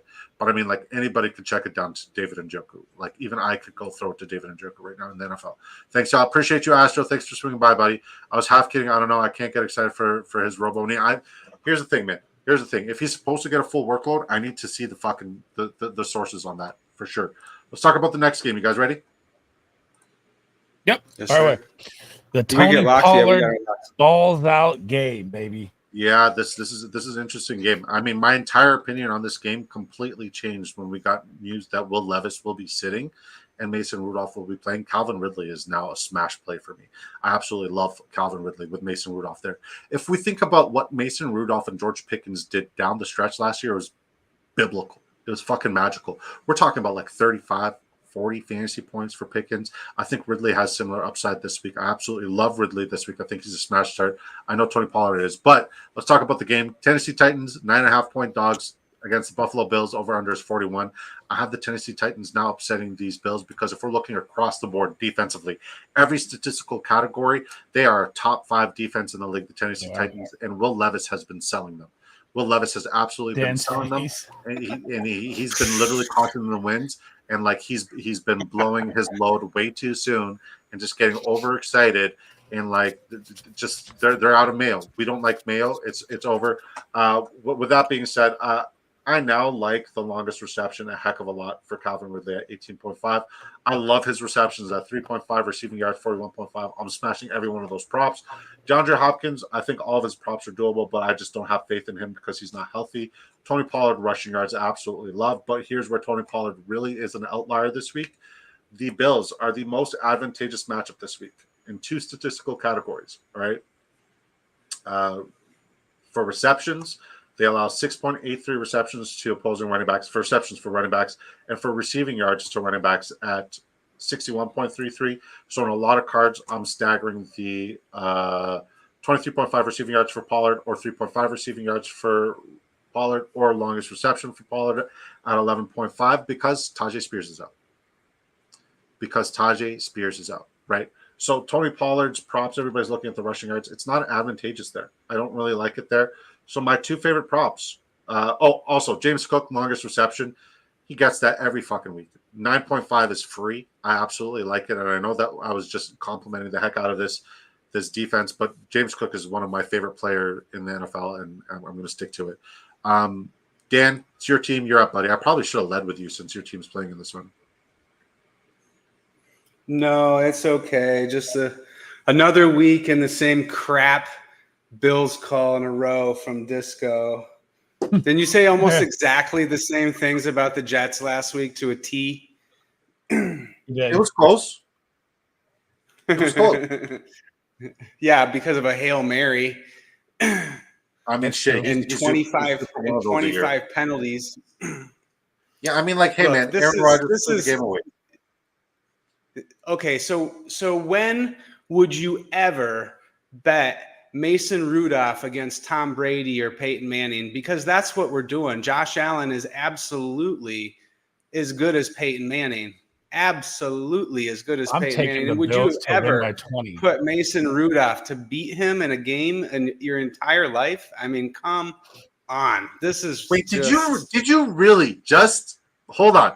As a diehard Patriots fan, like Peyton Manning, Here we fuck him. I go. don't care about him and his. Here we go. As a diehard Patriots fan, how dare you put even utter Josh Allen's name remotely close to Tom Brady's? It's Okay, well, offensive. let's look at their stats through their What first stats? 100 games. Let's look at chokes. Who's choked more? Let's Tom look at Brady their had a stats between 25-year career, and first he's still 100 choked games. less than fucking this dickhead. Josh Anyways, Allen's got like please the proceed. I'm second just best gonna ignore- playoff stats of any quarterback in NFL history.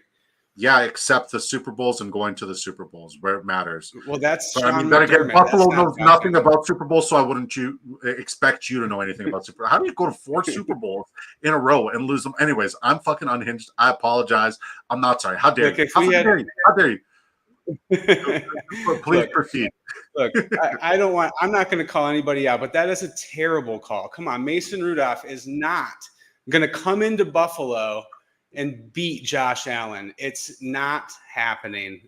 It's just not happening. So. Calvin Ridley is not that good. Our corners are good. We got Rasul Douglas and Christian Bedford and Tyron Johnson, 3 top 12 corners in the league.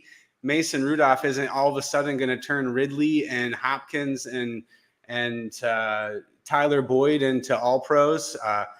Look, I get it. Pollard has a nice matchup, and I think Pollard will have a good game.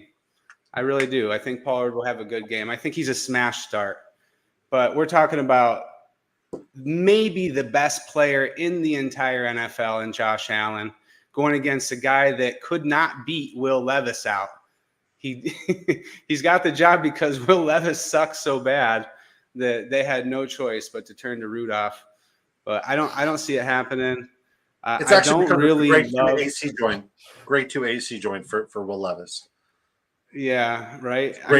In the last minute they update that, right? Great optics, spectacular optics. Right. Good work from the Tennessee. So passing yards for Rudolph, pass plus rush at 192.5 under. No chance he gets that. Yep, I agree. Zero chance. No chance. Goose. Zero. Josh Allen, 18.5 completions. Come on, that is way too low. He is a superstar quarterback. He'll have 18.5 completions in his sleep. I love your call, Disco, with James Cook with the longest reception. I'm smashing that on my card. Tony Pollard, like the question is like which one to pick because they all look good, right?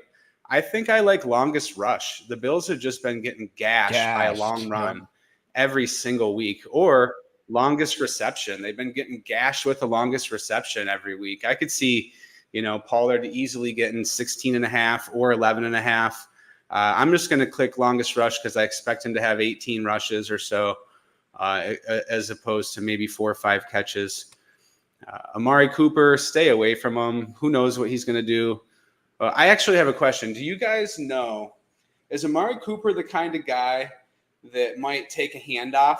Because Tennessee is giving up the most rushing yards and rushes to wide receivers. And I'm thinking, like, who's the guy in Buffalo that might take a handoff? I don't think it's Shakir. I don't really think it's Shakir. It's Curtis Samuel. Then. I don't think it's Keon Coleman.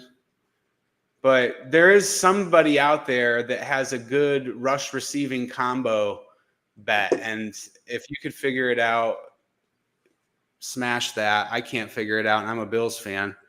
Calvin Ridley, 41 receiving yards, 19.5 longest reception. I don't know, man. I just think that Mason Rudolph's a terrible quarterback, and I don't think that he's going to come in and ignite this offense in any way, shape, or form. He couldn't beat out Pickett. I mean, he couldn't get the job from. Kenny Okay. Pickett. So here's mine. Okay, I need to defend my take. Not once in my take did I say one. Okay, not once in my take did I say one. Mason Rudolph is a great quarterback. Not once in my take did I say he's better and going to outperform Josh Allen. What I did say is Will Levis let that defense down. That defense has been tops in every single category, and he's given the game away. What we can count on Mason Rudolph to do is not give the game away, which will keep the Tennessee Titans competitive in this game with their run game. And I think just simply because he knows the reads, he makes the right reads, the good proper projection.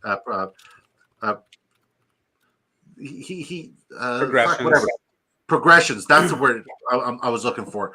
Because he makes the right progressions as a quarterback, he's going to take care of the football, and he's not going to give the game away to Buffalo the same way Will Levis has given away the game to every other team. We do have a couple questions. No, go ahead. You know, one thing that I will say about Tennessee is they've been getting their butt kicked, right? And we all think that they have great defensive rankings, but when you're handing the other team 7 points, handing them the ball in the red zone, handing them defensive touchdowns, they're not going to get a lot of yardage. They're not going to have a whole lot of stats. Like, look when the Bills beat the Dolphins this year. The Dolphins pretty much had more yards, more everything, and the Bills beat them by 30 points. And it was because the Dolphins were just turning the ball over, just like Will Levis has, you know. And I think those numbers are maybe a little skewed. I don't think Tennessee has some amazing feared defense. I don't think of them as like the Steelers defense or the Jets defense, or I don't even think they're as good as the Bills defense. They're definitely not as good as the Chiefs defense. I just don't see them as this team that's really, really super good on defense. I just think that it's skewed because other teams have just been gifted points and they've just been able to play super conservative. They haven't had to take any chances. All they've had to do is basically not turn the ball over to win the game versus them. I love Khalil Shakir at 34.5 receiving yards in this game. I think that's an absolute smash. I think that I wish they had the Bills kicker, Bass. I love his 1.5 field goals. If they put that back on there, I'd hit it. But as of like what they have here for me to choose between, I don't like a lot on here. I got Allen over 18.5, Cook over 9.5 longest receptions, Pollard over 16.5 longest run. I got Khalil 34.5 receiving yards, and that's it. I'm going to put $10 on that. I mean, I have so many tickets with Will Levis rushing yards. What's your number one lock, Dan? My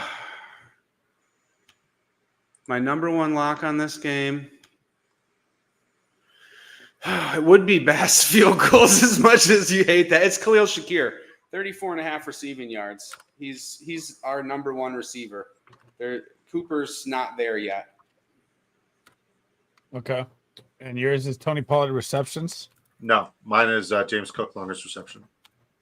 Oh, you're going to leave me Tony Pollard? Oh, God. Okay. I didn't even talk about the game. Yeah. All right, let me jump in here. I'll make it quick. Mason Rudolph is fucking trash. I'm not buying anything from him. I love the 192 under.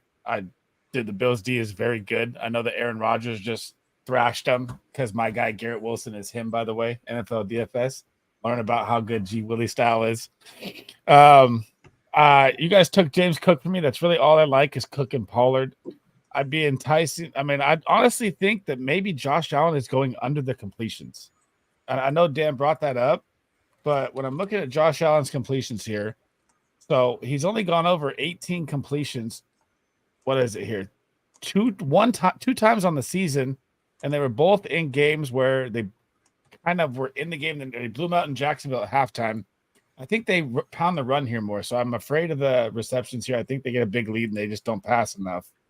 Amari Cooper under. I think I'd go with that one. I don't love it. And I really think that this is going to be a DeAndre Hopkins showcase game here. There's a Every lot of game is trade DeAndre rumors. Hopkins showcase for you. Yes, there's a lot of trade rumors swirling around him. And look at his snap share last week. He went up to 70% snap share from 40% off the bye, and they're falling apart. Why would they keep this guy, right? So I think DeAndre Hopkins over the 42.5 is one I really, really like in this game because I think they're going to be playing from behind, and the passing volume is massive. And in his 2 out of 3 games, he's been averaging 60 yards in those games. He had a down game against Miami, but that was before the bye. And I would agree on the kicking points for Bass. I don't like the kicking points for Folk. I don't want to touch Kincaid. It's a tough matchup. The Tennessee defense is really good. I don't even really like Shakir, but I'm going to ride with Dan on it. And if you guys are going to leave me Tony Pollard, I'm going to take the receptions. I like it. All right, we good to move on? So, what's Cook's longest? 9.5. Yeah. Okay, I got it. I'm good. Yep. All right. Let's catch up with the chat real quick. So we'll pull up this camera angle here. All right. Jacob says, thanks, Disco. You're a gentleman and a scholar. I try, man. I try. Pollard. Ben King says Pollard could get scripted out of this game if Buffalo goes up early. I don't think that's going to happen. Not with this defense. That helps the receptions. Yeah, Jacob says definitely Curtis Samuel for sure. Start 2 says Turv, Devontae Adams, Amari Cooper, Jordan Addison, Brandon Ayuk, Wandale Robinson. I'm going to say the first 2 you have on the list there, sir. Sleaze, you got anybody different? I'm posting them on the cord. What's up? Go ahead. Start 2, Adams, Cooper, Addison. Start 2, Devontae Adams. 100% starting him. And Addison. Devontae Adams, Amari Cooper, Jordan Addison, Brandon Ayuk, Wandale Robinson. Addison and Adams. Heard. Dan? I like Addison and Ayuk. Okay. A little different. Okay, we got that one. Okay. Jacob says Samuel 3 attempts, 6 yards. Shakir 1 attempt, 2 yards on the year. Yeah, and I mean, like, fuck. Kurt Samuel almost found the end zone last week. I almost made a lot of money, but it is what it is. Week 7 line, Dalton Lazon. Thank you. That's a new name. Says week 7 lineup: Brock Purdy, Mike Evans, Terry McLaurin, David Montgomery, Tony Pollard, David Njoku, and Demario Douglas. Thoughts? Enjoy your W, buddy. You're absolutely going to win. Njoku or Kincaid, I don't know what to do. I'm going in David Njoku. I think he has one of the best matchups and one of the best situations. One of the best situations in football. Like not just this week, but the rest of the year. Absolutely love him. Craig Nelson. Craig, is that Coach Craig? Craig Nelson. Like you made my day today, and it wasn't even towards me. You said something to Sleaze on a Twitter post, which was like one of the sweetest, kindest compliments, and it just made me happy to see that you were complimenting a good friend of mine who like I've seen come a really long way. He said something along that like you are in line. It was on the Debro post and all that. People he said you've been money, and you've been somebody that he's relied upon on a weekly basis. And you're his go-to guy. So shout out to Craig Nelson. That was a very nice compliment, and it made me happy. It wasn't even a compliment to me. It was just it's nice to see my friend, get the success that he deserves and put the work in and reap the rewards. With that being said, he says that just so you know, hang on, pause. Craig is going to be playing Call of Duty with us on Friday. Let's go. He says that Buffalo D is going to pick Mason off for sure. 2 picks for sure. Maybe 1 to the house. I mean, shit. Like, I just finished complimenting you, and you're going to go against me, Carl Ramrod. Shout out to my guy, Carl Ramrod. Love this human. He says, Hopkins to Bills come true. I don't think you need him anymore. What's the point of Keon Coleman at that point? Start 3 in PPR. A-Chain, Mason, Connor, Monty, Chase Brown, BTJ, or Addison. So I'm going to say 100% A-Chain. I'm going to 100% I'm going to go with 3 wide receivers here. BTJ, Addison, and 2 wide receivers, BTJ, Addison, and H-N. I'd go H-N, Chase Brown, Monty. 0.5, right? Or no PPR. Then I'm going H-N, Monty, Addison. Dan the man. Monty just always finds the end zone, man. I can't bench that guy, dude. Well, like with I don't care about the matchup. It doesn't matter. He's just fucking end zone. With Dan Campbell, he's just going to be stubborn about it. All right, good to move on to the next game. Yep. Yeah, that's fine. All right, unless you wanted to answer that question too, Dan. You know what? I don't really love a call there. I feel like I'd just be taking a guess. So, if you want me to guess, I will, though. I'd go Mason, because I think he's going to get tons of carries. Connor, because I think he's going to get tons of carries. And Brian Thomas. I like it. I like it a lot. All right, let's get to the next game. Sorry, man. All right, we got the. I gotta put the comment down. Shout out to No Cap Mac, man. He's always here supporting, anybody from the community, and we absolutely love it. We got the Carolina Panthers. This is our first 4:00 game that we're going to talk about. I guess we'll talk about Sunday Night Football tomorrow on Sleezball show, and then Monday Night Football obviously will be on your show as well, Sleezeball. So we'll get over these three 4 p.m. games and then wrap it up. So 4:05, first 4:00 game. Carolina Panthers are now 9.5-point dogs, so that went up. They're coming in against the Washington Commanders. This game has one of the highest totals on the week at 21.5. With that being said, Brian Robinson, if he's healthy, play him. Austin Eckler, regardless if he's healthy or not, play him. If Brian Thomas happens to miss, McNichols is going to be the best tertiary play on the entire fucking season. Play him. I like Terry McLaurin in this spot. Deontay Johnson, a lot of drama there, regardless of Deontay Johnson playing or not. I do like Xavier Legette a lot as one of the better tertiary plays. I think Zach Ertz has a plus matchup, but I'm not playing him unless like Goddard's out in one of the lineups or Ferguson or Komet are on a bye.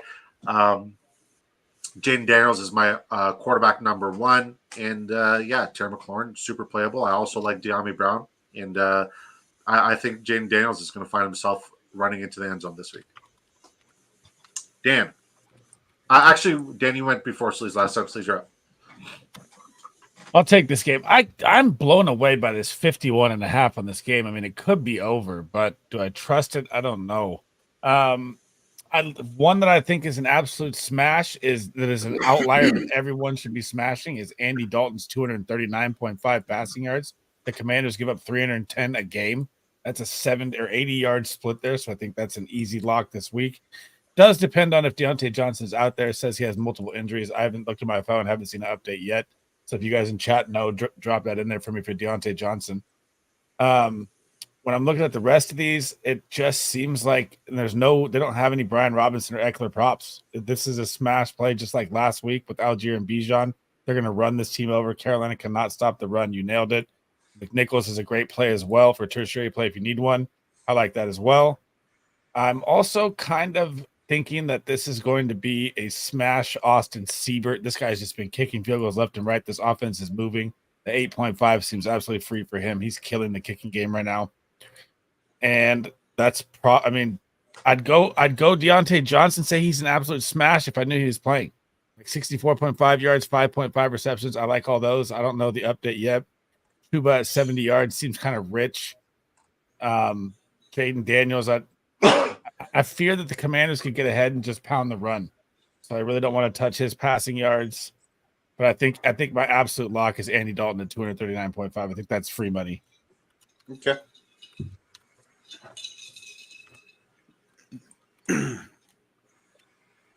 I wish they had Legette on here. Why don't they have Legette on here? Because they won't tell us about DJ. There's no running backs either. If we don't have any clarity on Deontay Johnson or Brian Robinson Jr., we're not going to get much. But I mean, like Chuba Hubbard there, like his longest rush should be in play for sure at 60.5. This is one of the worst run defenses in the NFL when we're talking about just in general. Across the board, this is a great matchup for both running backs. But they've gotten really better over the past couple weeks, which is interesting. Really? So they were like 31st. They've jumped to like 19th. So they played some good run defense here lately. I know that could be matchup based, but like every week, regardless of a good matchup or not, they've given up a carry of 25 or more. Ooh, I think tomorrow there's going to be a good opportunity with this game. I don't love the options out here today, but I think Brian Robinson Jr. is an absolute smash play this week. I'd love to have him on here. Yeah. Mm-hmm. I mean, for what it's worth, I'm not willing to bet on it until we get full clarity. So I think this is okay to show people that, you know what, we're not going to bet for the sake of betting because, like, we really do pride ourselves on smashing our bets. and making sure that everybody here makes money. If you want to make money, use promo code DISCO to double your initial deposit, dollar for dollar, up to $100. Sorry, shameless plug. All right, Dan, give us your breakdown. And then, you know what I'm going to do at the end of this when we cover all the day games. I'm gonna tail every single bet. I'll tell them already. Yeah. I'm going to tell them all live. I like Chuba Hubbard this game. I see him being a major factor. I love his 70.5 rushing yards. I love him for a touchdown too. Sleaze, you made a good point about Dalton's passing yardage being low. I don't even know if it matters if Deontay DJ's out there or not. I think he'll still beat it. Yep. I do. Tertiary play here is Coker. Coker has the best matchup of any of Chef would love you right now. Receiver. Jalen Coker, dude. Chef is the person. Only if Mason Rudolph was throwing him the ball, it'd be better, man. That's it. Chef would love you right now. I like Coker this week for maybe whatever his prop line's going to be. I know they don't have it on here, but if you want to just talk some basic betting advice, I really like Coker this week. He'll probably get like 17.5 yards. He's playing the slot right now, and that's a busy position in that offense. I'm gonna smash McLaurin this week. I really like McLaurin. 65.5 receiving yards is fine. Zach Ertz, I don't love him having a ton of catches, but I do like him getting 31.5 receiving yards. They are giving up a decent amount of yards to the tight end, and Ertz really seems to be the only guy there that's catching too many passes. And I like Ertz. And then, as Sleeze said, Siebert, how do you pronounce his name? I have him as my number one kicker this week. Dude, he's been bombing. Number one on my list. So he is, as it stands, the number 2 kicker in the NFL, averaging 13.4 points a game in fantasy. The guy is amazing, and this is a smash play for him. So I have him in my kicker prop, and I'll go with Siebert as my lock. Okay. I'm not going to give a lock until I have the full story about everybody who's playing. So I'll do a ninth ticket with just 2, and we'll just leave it at that. Yeah. Yeah, I mean, like I think Jaden Daniels' longest rush is free, but I'm also once again not waiting for the B Rob. That's fine. Yeah, I'm waiting for the B Rob. I'm waiting for a lot. No Cap Mac says very random question, but I value y'all's opinion. Is Trey Lance ever going to be anything in the NFL, or is he droppable in Superflex Dynasty? Now, I will say it's good to play the long game, but like, let me put in perspective in a different situation where like he's going to have any relevance. He's going to be like Geno Smith. That's how long you're going to have to wait. How long did we wait for Geno Smith to be fantasy relevant? That's the long game you're playing here, buddy. But yeah, I would say unless you're willing to wait another 8, 9, 10 years, he's certainly droppable. Guys, just so you know, irritable bowel syndrome is making an appearance. So we need to wrap it up. All right, we got to move on to the next one. I don't know if you guys saw me, but I muted myself when I farted and like a damn near gas. It's worse than Scotch muffin gas in here right now. All right. Next game. Kyren Williams game. All the way. That's something how are you going to kill my vibe about Zamir White? I'm supposed to introduce every fucking game. This is the one I've been waiting for. All right, go for it. This is the one I was waiting for, and then like I'm about to drop. I'm like, I'm getting excited. I'm giggling, and you're like, Kyren, fucking guy, man, fuck it. Go ahead, Sleaze. You're up. Talk about it. I like every single prop he has. 14.5 receiving yards, 90.5 rushing. The Raiders are absolutely terrible versus the run. Their team is falling apart. They're in shambles. They're the fucking, what do you call it? Fire bin heading down the runway or missing it. Burning. I don't know what it's called, but they're done. The Raiders are absolutely burning this shit apart. They're selling everything. And Kyren Williams and Blake Corum are both a fire sale. Fire. No, dumpster fire. That's what I was looking for. Okay. Dumpster fire. All right. And I even like Corm's props. I think they run him out the building in this game. And I don't even care if Cup is out there or not. I think they still do. So that's why Well, I they mean, don't there have any are some receiving Cooper props. Cup props right now. It's 58.5 receiving yards. I know, but that's what they're hiding every other receiver is because they don't know if he's playing or not. So that's all you get is him. So kind of just like, the B-Rob situation. And I would be inclined to look at the Raiders running backs if Zamir is out there because the Rams are really bad versus the run too. And that's the only way they can stay in this game. There's no Jacoby Myers. It's just Brock Bowers. So, I mean, I think it's going to be a lot of work for Madison and Zamir, and the numbers are really low. So I kind of like it. But again, I don't know how it's going to look. So there's that. But I mean, 61.5 for Brock Bowers seems kind of free, but it's kind of high. I would say that Colby Parkinson under 41 is a fucking lock. Why is that so high? I just noticed that. That's crazy. I don't think he's hit that once this year. So let me pull him up real quick. He's hit it one time out of 6 games, and now they're playing a game where they blow out. That's my absolute lock. Forget Kyron Williams. Under 41.5 for Colby Parkinson. That's crazy. All right. So this is the game that Zamir White's going to have fantasy relevance. Well, I'm putting that out there. And this is the game that's going to kickstart my claim to fame. I have been saying after week 6 forever now, you guys both been witnesses now, that after week 6, Zamir White is going to be one of the best running backs in football, and he'll finish the season as a top 5 running back. I'm standing on business. This is time to pay the piper. Now, I will say, if we're looking at locks here, guys, I always try to find these like outlier tidbits and outlier plays.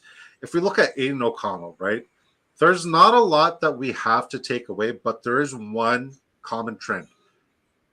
Out of 150 plus dropbacks that he's had as a starting quarterback in the NFL during the regular season, how many rush attempts and rushing yards does he have? I was reading the fucking comment. This guy's got me panicking. Schmagma. Is that real? But say it again. He's never had a rush attempt in his life. He has never had. It was you who posted that, right? Yes. He has never had a rush attempt in his life. Who? Never. Who? In the Aiden O'Connell. Oh, okay. Yeah. Okay. So his rush yard. He's never taken off and run once. There is no rush yards. So, but look, if you look at pass plus rush, it's at 223.5. I like the under there. I don't expect him to fucking throw for anywhere close to 150 yards, let alone 200. So the fact that they're giving me a little bit more plus money here, saying like, oh yeah, he's I'm taking the under. I think it's an Holy absolute shit, he's right. It's Dan who posted it. Dan No. The weather in London is terrible right now. What? For Pop Douglas and the Jags. Hold on. Did you call Schmonga Schmagma?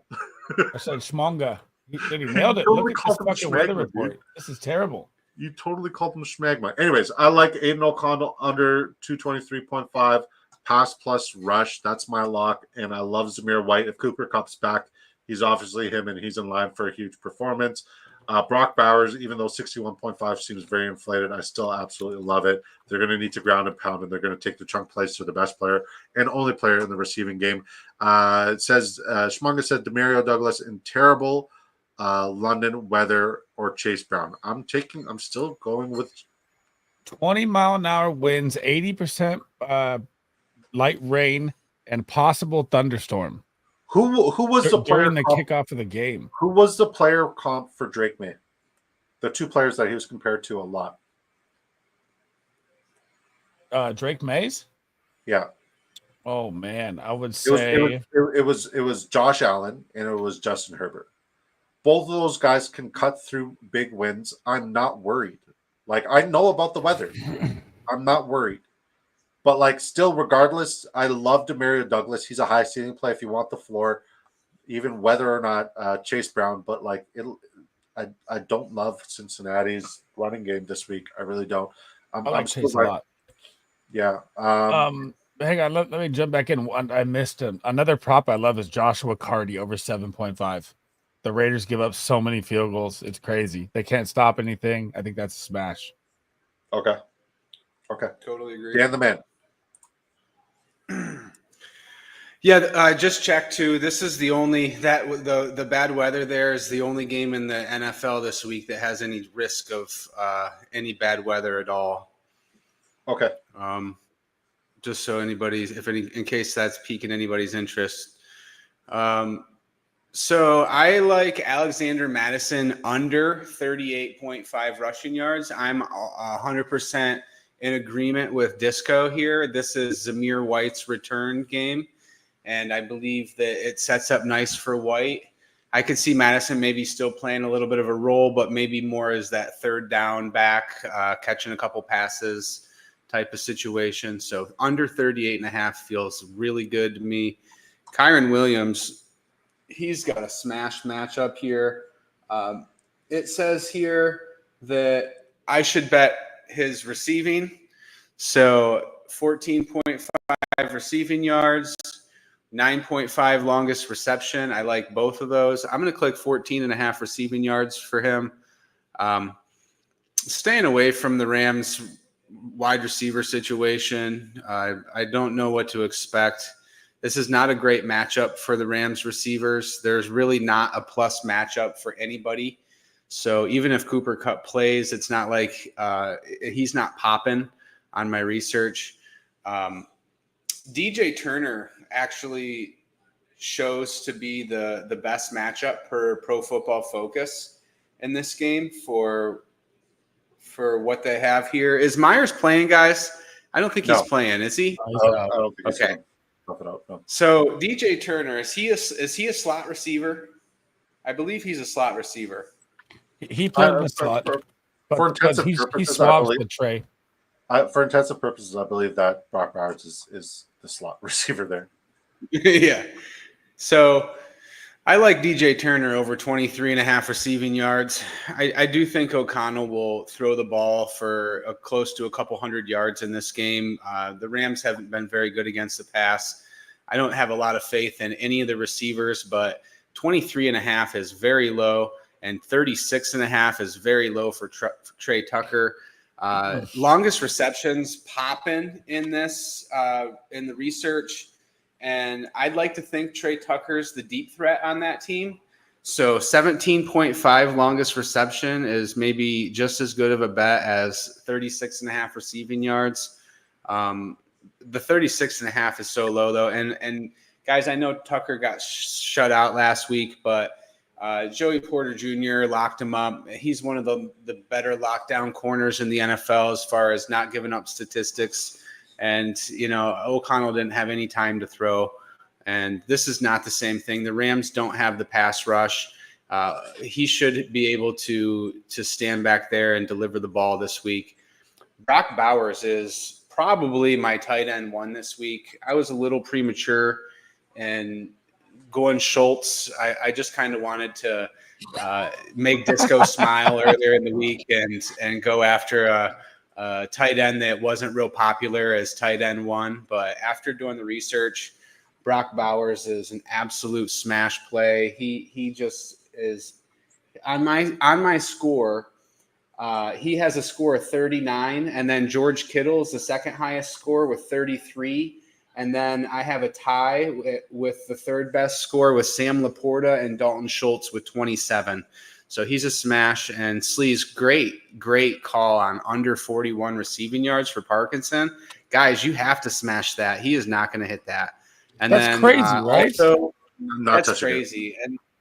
And I'll second the Joshua Cardi call. I am the kicker whisperer right now, and Cardi is on my top 5 kickers list this week. So don't be afraid to click that 7.5 kicker points. Any kicker against a really struggling offense is a smash play, and the Raiders definitely they're like the definition of a struggling offense in Webster's right now. I like it. I like it a lot. Hold on. We got a couple comments, so we're going to address them, but I'm just trying to pull something up real quick. What's your one lock, Dan? Your number one lock? I took Parkinson here. Yeah, you know what? I'm gonna stick with the things that I really, really feel confident in, and that's the kicker Cardi here over 7.5 points. I love that. Okay. Disco, what's yours? Zamir White's to break fantasy football. I know, right? Well, right now, if you picked one out of this one, so we have 2 Rams. 2 Rams. So I need to give you guys a Raiders. Yep. Oh, I did. It was under the Russian pass for Aiden O'Connell. Okay. All right. Go ahead. Daniel Cap says, I'm the only guy who plays 2 tight ends almost every week with Bowers and McBride out. Can you see that? That's Sam Laporta and Evan Ingram. I also had Tucker Kraft and Isaiah Likely in there in a 2 flex, and that's a very, very big money league, like massive. With that being said, I am the bully tight end guy. I love bully tight ends a heck of a lot. But hey, I respect it, man.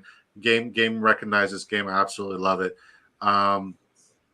Let's Isaac came on over from Twitter. He DM'd me. I told him to come over here because we're obviously live and I want to answer his question. Isaac's been so good in asking his questions very frequently. Tucker Kraft is a must sit for me this week. Mark Andrews is a smash start. I like Mark Andrews a heck of a lot. Isaac says, who do I start this week? PPR, Tucker Kraft, and Mark Andrews. I'm leaning Mark Andrews significantly. Tucker Kraft is not like as long as Christian Watson and Romeo Doubs are on the field with Jaden Reed, he is not going to be fantasy relevant. The moment they come off the field, that's where he becomes tight end one. Arian Sharma, I like the name, says, I love shawarma. I just had shawarma before this. I know it's Sharma, not shawarma. I love shawarma. Should I start Goodson? That's probably why my irritable bowel syndrome's kicking off right here. Should I start Goodson or Sermon? Fuck me, man. This is one of the worst questions. Sermon's projected 16 attempts, 12.8 PPR points, while Goodson 7 carries for 8 points. But I don't buy Sermon is going to get that volume. Oh, boy. I'm going to side with Dan here. I'm going to go with the guy who I'm going to side with Sleezball here. I'm going to go with the more explosive back. I'm going to go with Goodson. I think Goodson's a more explosive back, and he can make the most out of his opportunities, touches. I like the ceiling with him, whereas like the floor and the ceiling is relatively the same with Trey Sermon. He's going to be very touchdown dependent, and I think Anthony Richardson will vulture the touchdowns from those running backs. All right. Daniel Cap says, sweet. My man. Playing the Murray McBride stack for Monday, and I don't hate it. I like it a lot. Goodson's got the juice now, says Jacob. Schultz over Trey McBride? Absolutely not. Absolutely not. Do you have Schultz over Trey McBride this week, Dan? I think this one's. You know what? I don't think I would go there, even though Schultz is really high on my list. Trey McBride is 5. Schultz is 4, and McBride is 5. But McBride Chargers is are way a top 5 him. defense versus the tight end. McBride is an excellent matchup here for me. I have him with all kinds of plus matchups in the research. Sorry, that was wrong. I would go very wrong. I almost asked you to stand on business. Don't listen to that. They're 22nd versus the tight end. What? I was looking at wide receiver. They are the second most advantageous matchups when it comes to receptions for tight ends. They give up 6.4 receptions on a weekly basis. Then they give up the 8th most receiving yards to opposing tight ends at 54.4 receiving yards. It's a smash play. If we're talking about receiving touchdowns, it is also advantageous there. They give up 0.33 receiving touchdowns to the tight end position on a weekly basis. Sorry, correction. They've given up 0. But with that being said, PPR format is still smash play, and Trey McBride's a bit of an outlier. Guys, I'm so close to smashing a parlay. What do you got? Okay, so I don't want to take up time, but I got to tell you this. I have a 17-leg NCAA football parlay, and I've hit 14 out of 17 so far.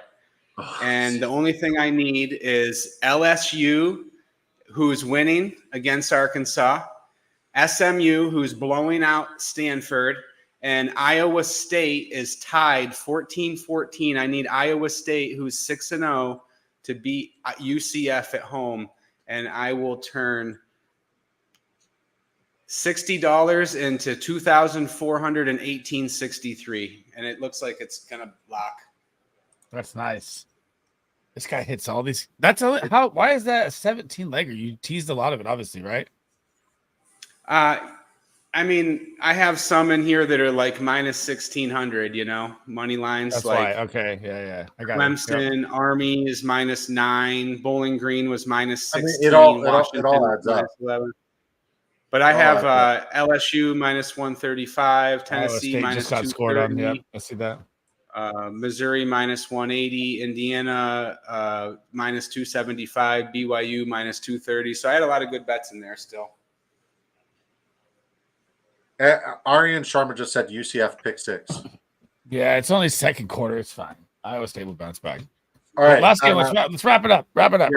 Jacob says Goodson's got the juice now. I'm surprised Sherman still has a job. Gotcha. Thank you so much. You're very welcome, Arian. Once more, start 1, Leggett, Waddle, and Lockett. I'm leaning Leggett because Washington secondary. I'm 100% on Waddle, man. I think Waddle's got an incredible matchup against an equally poor secondary. I'll do mine in 1 second for this game when you're ready. What do you guys think? Do you guys think Leggett, Waddle, or Lockett this week? I like Leggett if DJ's out for sure. He's in a smash. Regardless, I'm still going Waddle. Dan? I like Leggett no matter what. Two Leggett, 1 Waddle. 2 Leggett, 2 Quinn. What do you guys think? We got you, buddy. Do I stream Drake May still? Who's your other quarterback? I forgot the question, buddy. Sorry. I think it's Drake May week, baby. Fire it up. But like with the weather? You said he's got the big arm. He goes through it. What? He's going to cut through it, bro. 100%. Yeah, but fine. It makes me like Ramondre even more. Going to be rain and wind for anyone who had players in London game. Here's the thing, man. We saw Josh Allen go against one of the windiest conditions ever. And if we're comparing arms here, like if there's any remote, like he's fine. LSU is down by 7. LL says Arian, I'm happy. I hit from 175 with my Canes. Let's go, man. I love the U, man. That's my college team. So Daniel, I like you. I like you a lot. UCF pick 6. Does Huntley not scare you? No, absolutely not. Huntley is a very underrated quarterback. He's one of my favorite tertiary plays this week. Dan says Kevin Duarte. Got to run, guys. Great show. Good luck with your bets and fantasy bets tomorrow. Let's get some W's. Let's go, buddy. You can't be stopped. Dan's a fucking monster. All right, guys. Last game that I'm going to tell every single one of these bets. So, Sleaze, I don't know how you can copy all of them, or you already have them all, right? I got them on record too. Perfect. Niner game. Let me lead it off. All right. So jungle. You got you hold on. This is your game. I absolutely should let you lead it off. You got to tell the time. You got to tell the spread and then the over under. Go for it. So the fucking whack ass Kansas City Chiefs and their fucking pinstripe refs are heading into the San Francisco 49ers. It's at 46.5. The Niners are 2-point dogs or 47. 2-point dogs. 47. 1.5 point dogs. 47. Oh, it says 2 on my ESPN, so you might be a little switched. So in this game, what's going to happen here? Your number 1 lock of the game is that Patrick Mahomes is going to throw an interception. He's thrown an interception in every single game this year. The second thing that's going to be an absolute lock in this game is going to be George Kittle over whatever the yardage is. The Kansas City Chiefs rank 32nd versus the tight end in almost every single category. George Kittle is going to absolutely throttle this team. And I'm going to go with Travis Kelce is another lock over 61. Now that everyone's injured, he's back to the guy. He's seen 19 targets in 2 games, 180 yards in 2 games. He's back to being Travis Kelce. The number of 61 is way too low for me. And that would be my absolute 3 locks for the game is the 2 tight ends and Mahomes throwing a pick. And if you want to take a 4th one, I love when Debo comes out talking shit on Twitter. He always backs it up. I think he's going to rush for over 13.5 rushing yards as well. Interesting. All right. I guess I'll go last. I'm staying away from Purdy here. Nothing stuck out to me in the research. And, 15.5 rushing yards seems low for Purdy, but I watched a video with Bill Belichick going over what Kansas City did in the Super Bowl and their other matchups versus them, and they spy Purdy. That's the plan. The plan is to make Purdy beat them with the pass and to not let Purdy pick up any first downs running. So I'm going to heed that advice from Bill Belichick onto our friends watching right now. Even though that may look low, that's defensive game plan is more than likely to take that away. Mahomes, I love his rushing in this game. I don't really love anything else. I like his longest run at 10.5. He seems to do that every week. He is picking up a 3rd and 10 like 2 times a game, and that's literally the only reason they're undefeated. That in the defense. But other than that, Mahomes has not played well enough to be on an undefeated team. Jordan Mason's got a really tough matchup here. I think that 59.5 rushing yards is probably right about where he's going to finish. I don't love anything there for him. I'm a little nervous about his arm, but 1.5 receptions, if he plays the whole game, is an absolute lock in my mind. I think that I'm going to smash that on this card. I'm just going to hope for the best that he makes it through the game. He barely gets 2 receptions a game, though. I don't know what. I want you to stand on business on that one. Why? Hold on, I gotta play it. Yeah. Hold on. I got. Hold up. What did you just say? I'm gonna need you to stand on business. Oh, and before I do it, I haven't played it once today, so I have to play it once. What's up? What's up? What's up? Please proceed. The floor is yours. Okay. I mean, let me just go in first. I mean, he's only had 2 receptions in 2 out of 6 games. I know he got knocked out of 1, but still. Well, last week, I think that you'd agree with me that he was well on his way to 3 or 4 catches. 150 yards and 2 touchdowns as well. It really hurt. You know, he was really well on his way to 3-4 catches last week, and he didn't have the best matchup for receiving last week. Look, he is Christian McCaffrey right now, and this is the closest thing they have. And this is the same play caller, and I believe that they want to get the running back involved in the passing game. And 1.5 catches is too low. Let's see what the Chiefs have given up. The Chiefs are giving up 3.6 receptions a game to the running back. I don't really see anybody in San Francisco that is the passing down role. Garendo's definitely not that guy. I don't think that Taylor. Oh, my bad. Taylor, who I was thinking of Goodson earlier when I said he's like 26 years old and he was on the Packers for 4 years Patrick and did Taylor? nothing. That's him. Yeah. Patrick Taylor. Yeah, I got them a little bit confused earlier. Now that it pops in my head. I was like 4 years for Goodson. He'd have been 18. I was tripping on that. Right. Because I have Mason and I picked up Taylor in a league or two just to stash to see in case Mason didn't play. And I was looking at him and I was like, and then I saw the Colts backup running back wearing a Packers jersey, and I got confused because he's wearing a Packers jersey on this drafters. Anyway, I'm staying away from the Chiefs running backs. I don't know if Kareem Hunt is the guy now that Clyde Edwards-Helaire is back. And I don't think Clyde Edwards-Helaire is the guy or anything. I just don't know. So I'm going to avoid it. And out of all the receivers in this game, Debo is the guy that's standing out to me with the best matchup. I'm going to hit 54.5 receiving yards with confidence. I think I also like 22.5 yard longest reception because he's such a tackle breaking machine.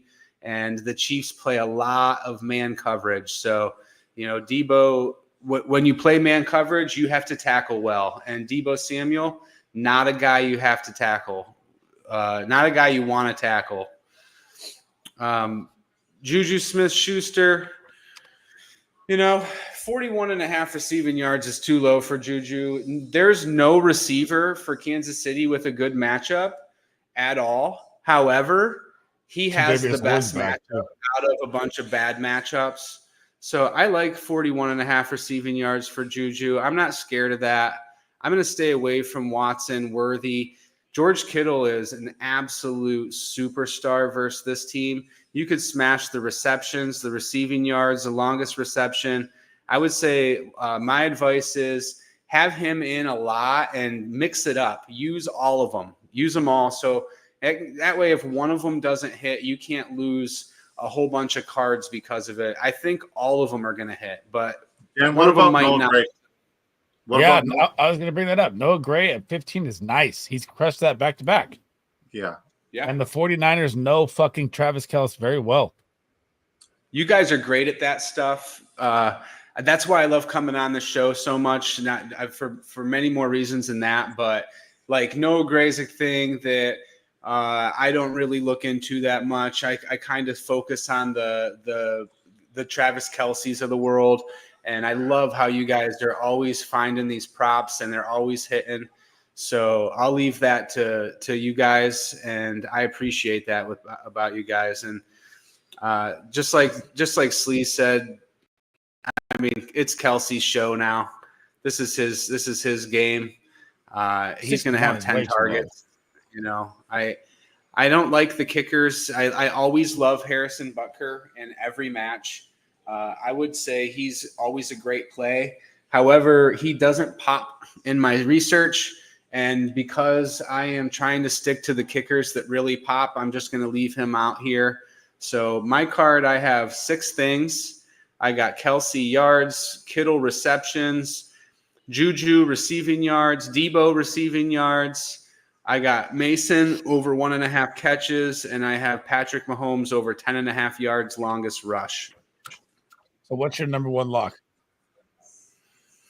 I would say Patrick Mahomes over 10.5 longest rush feels like a lock to me.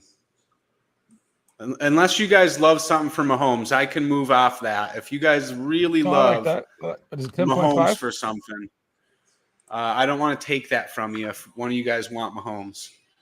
No, I'll go Kelce or Kittle. I think they're both smashing either way. So whatever Disco takes, I'll take the other. Yeah, I haven't even given my spiel yet. Go ahead. Yeah, my bad. But I will say this: I farted and my eyes started tearing up. Like it's 0 dark 30 in here, guys. It's fucking bad. It's fucking bad. It's so bad. All right, give me a lock. I didn't even talk about this game yet. Break it down. All right, Niners win by 20. Real quick. The only thing I like here is if we talk about the San Francisco 49ers defense, on average, every receiver 1, 2, and 3 hit their longest reception. We called that last week during the Thursday nighter. Every receiver for the Seahawks hit their longest reception. With that being said, I think Xavier Worthy at 19.5 is free. And I also think Kareem Hunt at 49.5 rushing yards or his 12.5 longest rushing yards is free. And I will say, if I'm going to bet on any prop for the San Francisco 49ers this week, it's going to be under Jordan Mason's 59.5 rushing yards. Okay. What would be your number one lock to put in the cords and stuff? Worthy? Xavier Worthy longest reception. Okay. 19.5? Yep. I'm going to go with George Kittle's just too free. Even though I like Kels also. What's Kittle? 54.5? All right. All right, I got to tell all of these, but after this, guys, we're going to raid friends of mine. They got a live show right now, and it would mean a lot if you guys went over there and you guys showed them some love from the Big Draft Energy community. But I need to tell all of these cards right now because I can't have you guys betting on them and not have me bet on them as well, right? So let's. All right, you got them all. They're all up in the cord. Yeah, I got all 11. Okay, so can you read off the first game to me? Okay, so here you guys go in chat. Gamble responsibly. Tail these at your own risk. Here we go. The first ticket is, we'll start at the top with the top game. Christian Kirk over 43.5. Cam Little over 7.5 kicker points. And Drake May over 230.5 pass plus rush. And that's the end for that one. I put 10 on all of them. I'm putting 5 on all of them. Second ticket. Are you ready? Let me know when you're ready. Loading up. Gotcha. All right. Give her. Second ticket, Deonta Foreman over 28.5 rush yards. Jamar Chase longest. And T. Higgins over receiving yards. 62.5. Ticket number 3. I'll play your stream so you can see it. Is we went with this is the long ball game. So all long receptions. Justin Jefferson, Jameson Williams, Gibbs. All long. Justin Jefferson. Justin Jefferson, Jameson Williams, and Gibbs. We went with all longest reception. We like Jameson Williams over his longest over Amon-Ra St. Brown. Yep. And chat, these are all in the Discord as well. I don't know if the Discord link is in there, but you can find them all on Discord as well. I dropped them all in there too if you guys want to see it in case you can't catch up with the live. Fourth ticket, let me know when you're ready. I believe so. Joe Mixon over 17.5, your lock. Yep. Tank Dell over 22.5, longest reception. It's 23.5. Still like it. Yep. And Jaden Reed over 56.5 receiving. All right. Cooked and bet on. Once again, guys, if you guys want to do exactly what we're doing right now, use promo code DISCO to double your initial deposit dollar for dollar. The pick'ems that we cooked together last week, the 2 pieces and the 3 pieces, we hit 8 out of 13, so I'm very proud of us. Miami versus Indianapolis. Okay. Anthony Richardson, the interception from Dan. I've never seen a worse quarterback play in my life. Anthony Richardson throwing a pick 100%. Tyler Goodson over the rushing, and Tyreek Hill longest reception. So Goodson 29.5, Tyreek Hill 22.5, I believe. I can't see it, but I think that's what it hasn't changed. Okay. Sixth ticket. Let me know when you're ready. Saquon Barkley over the receiving, your absolute lock. I went with Malik Neighbors over 6.5 receptions instead of the yards because I think he's going to get 20 targets.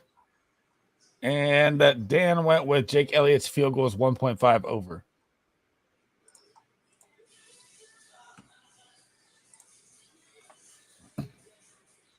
All right. Card number 7. Kyle Pitts over the receiving yards. Yep. It is Jason Meyer over the kickers, 7.5 points, and Geno Smith with the interception. Should have went with that first. I forgot quarterbacks were at the top. You're good. Eighth ticket. How about how many attempts Geno Smith has this year? A ton. Eighth ticket, Khalil Shakir over the yards. James Cook, longest reception. And Tony Pollard over the 3.5 receptions. Love it. Secure over receivings. Yeah, 34.5. All right. And then ninth ticket, Andy Dalton over the passing and Siebert, but we didn't do your pick with B-Rob, so you can hold off on that if you want. Holding off. Okay, so 10th ticket is Colby Parkinson under 41.5 receiving yards. Okay, starting with the quarterback, Aiden O'Connell's on Aiden that. O'Connell under, yes, you're right. My bad. Aiden O'Connell is under. Colby Parkinson under, and Joshua Cardi over the kicker points. I love Cardi this week, man. He has a big week coming. 11th ticket. I know when you're ready. We just cooked this up the Niner game, if you remember. Patrick Mahomes' longest rush, Xavier Worthy's longest reception, and Kittle over the yards.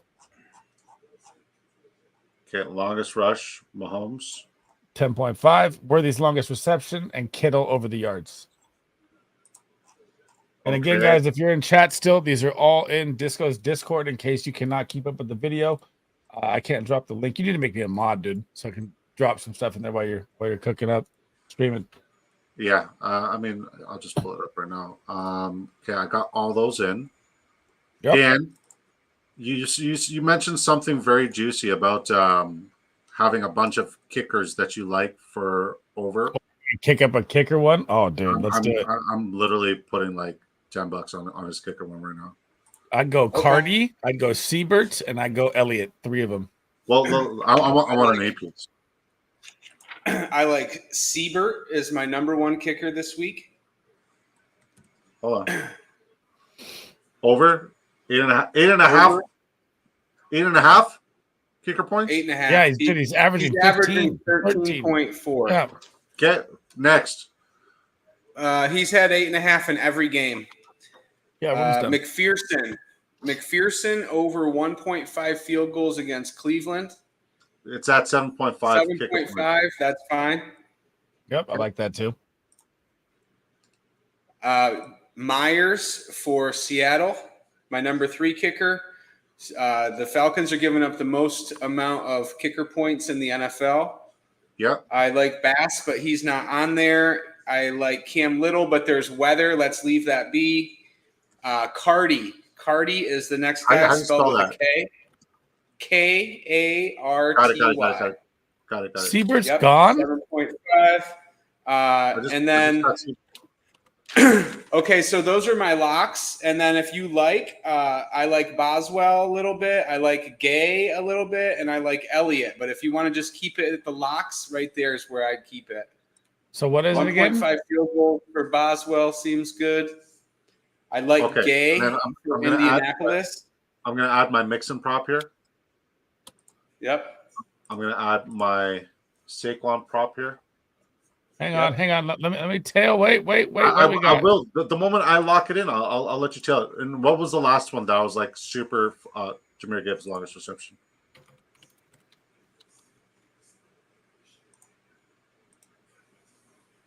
I'm a fucking A lot of man defense in Minnesota. All right. Okay, so it's Siebert over his kicking points. Myers here. It's right here. Can you see it? Yeah. I don't like Myers. I'm staying away from that one. I don't like Boswell either. I like the rest. I'm just gonna go with a 3-piece of Cardi. I'm gonna do this. I'm gonna switch it up and double dip here. I'm gonna go Cardi, McPherson, and Siebert. We'll drop 20 on that. I like that a lot. And I'm gonna tail your 3-piece that I like there a lot as well. And I'm done. Fucking so many cards. Jesus Christ. So many. I told myself I was done. Yep. I literally told myself I was done. So Saquon receiving, Mixon receiving. I think this is a fucking 100% lock. I love this card. Like legitimately. It's Gibbs longest. Yeah, right? it's my favorite card. I'm just gonna cook one up with that one real quick before it's gone. But yeah, I gotta hang out with the fucking wife. 6:30. Do you though? Yep. Fuck man, Yep. she'll be grateful when you buy her a bunch of shit with all the tickets that we have. Yeah, that's all right, folks. I said I was going to share a YouTube link. Can you guys just please head over there and just tell them hashtag Disco Raid, baby. Disco Raid really helps us or helps them a heck of a lot. Are they still live? No, they're not even live anymore. All right, never mind. I think I hit 1,000 followers during the show. Nice. I hit my first 1,000 follower mark on X during the show. Congratulations, brother. Guys, this was by far our cleanest and our funnest show thus far. We are building something absolutely special here, and I just want to thank both of you for your time, your commitment, your effort, both on. That was awesome. Obviously 2 hours and 37 minutes is a heck of a lot, but it was filled with knowledge, filled with research. You guys are my experts. You guys are who I go to. And yeah, man. Mr. Don says, what's your X? I'll follow. He's NFL DFS picks on X, buddy. Yeah, NFL DFS picks like this right here. And guys, once again, if you guys want to tail any of these props, 1, do it responsibly. 2, make sure you. I want to track our 3-pieces too, all throughout from here on out. What was it last week? 8 for 13? 8 for 12. 8 for 12. Okay. Yeah. So yeah, that's fucking insane. But by the way, guys, Sleezball will be live tomorrow. My Miners of Weapon Fantasy Football will be live tomorrow during the Patriots and the Jaguars game. I will commit to doing it, even though I don't like doing that. I will commit to it for Sleezeball. Dan, Dan, you in? Going on, Dan? I don't know. I'm not completely done with my research yet. I'd say probably not. I'm going to be grinding hard. Gotcha. We're just going to be answering pretty much. So I mean, just when your 25 leggers done, just send it my way, please. Yep. I'll pop in. I'll pop in on you guys for sure, and have you on in the stream, and I'll throw my 2 cents in whenever you guys want it. Love it. All right, guys. You guys have a good night. Great Tell stream. somebody you love them. God bless you. God love you. Until next time. Peace.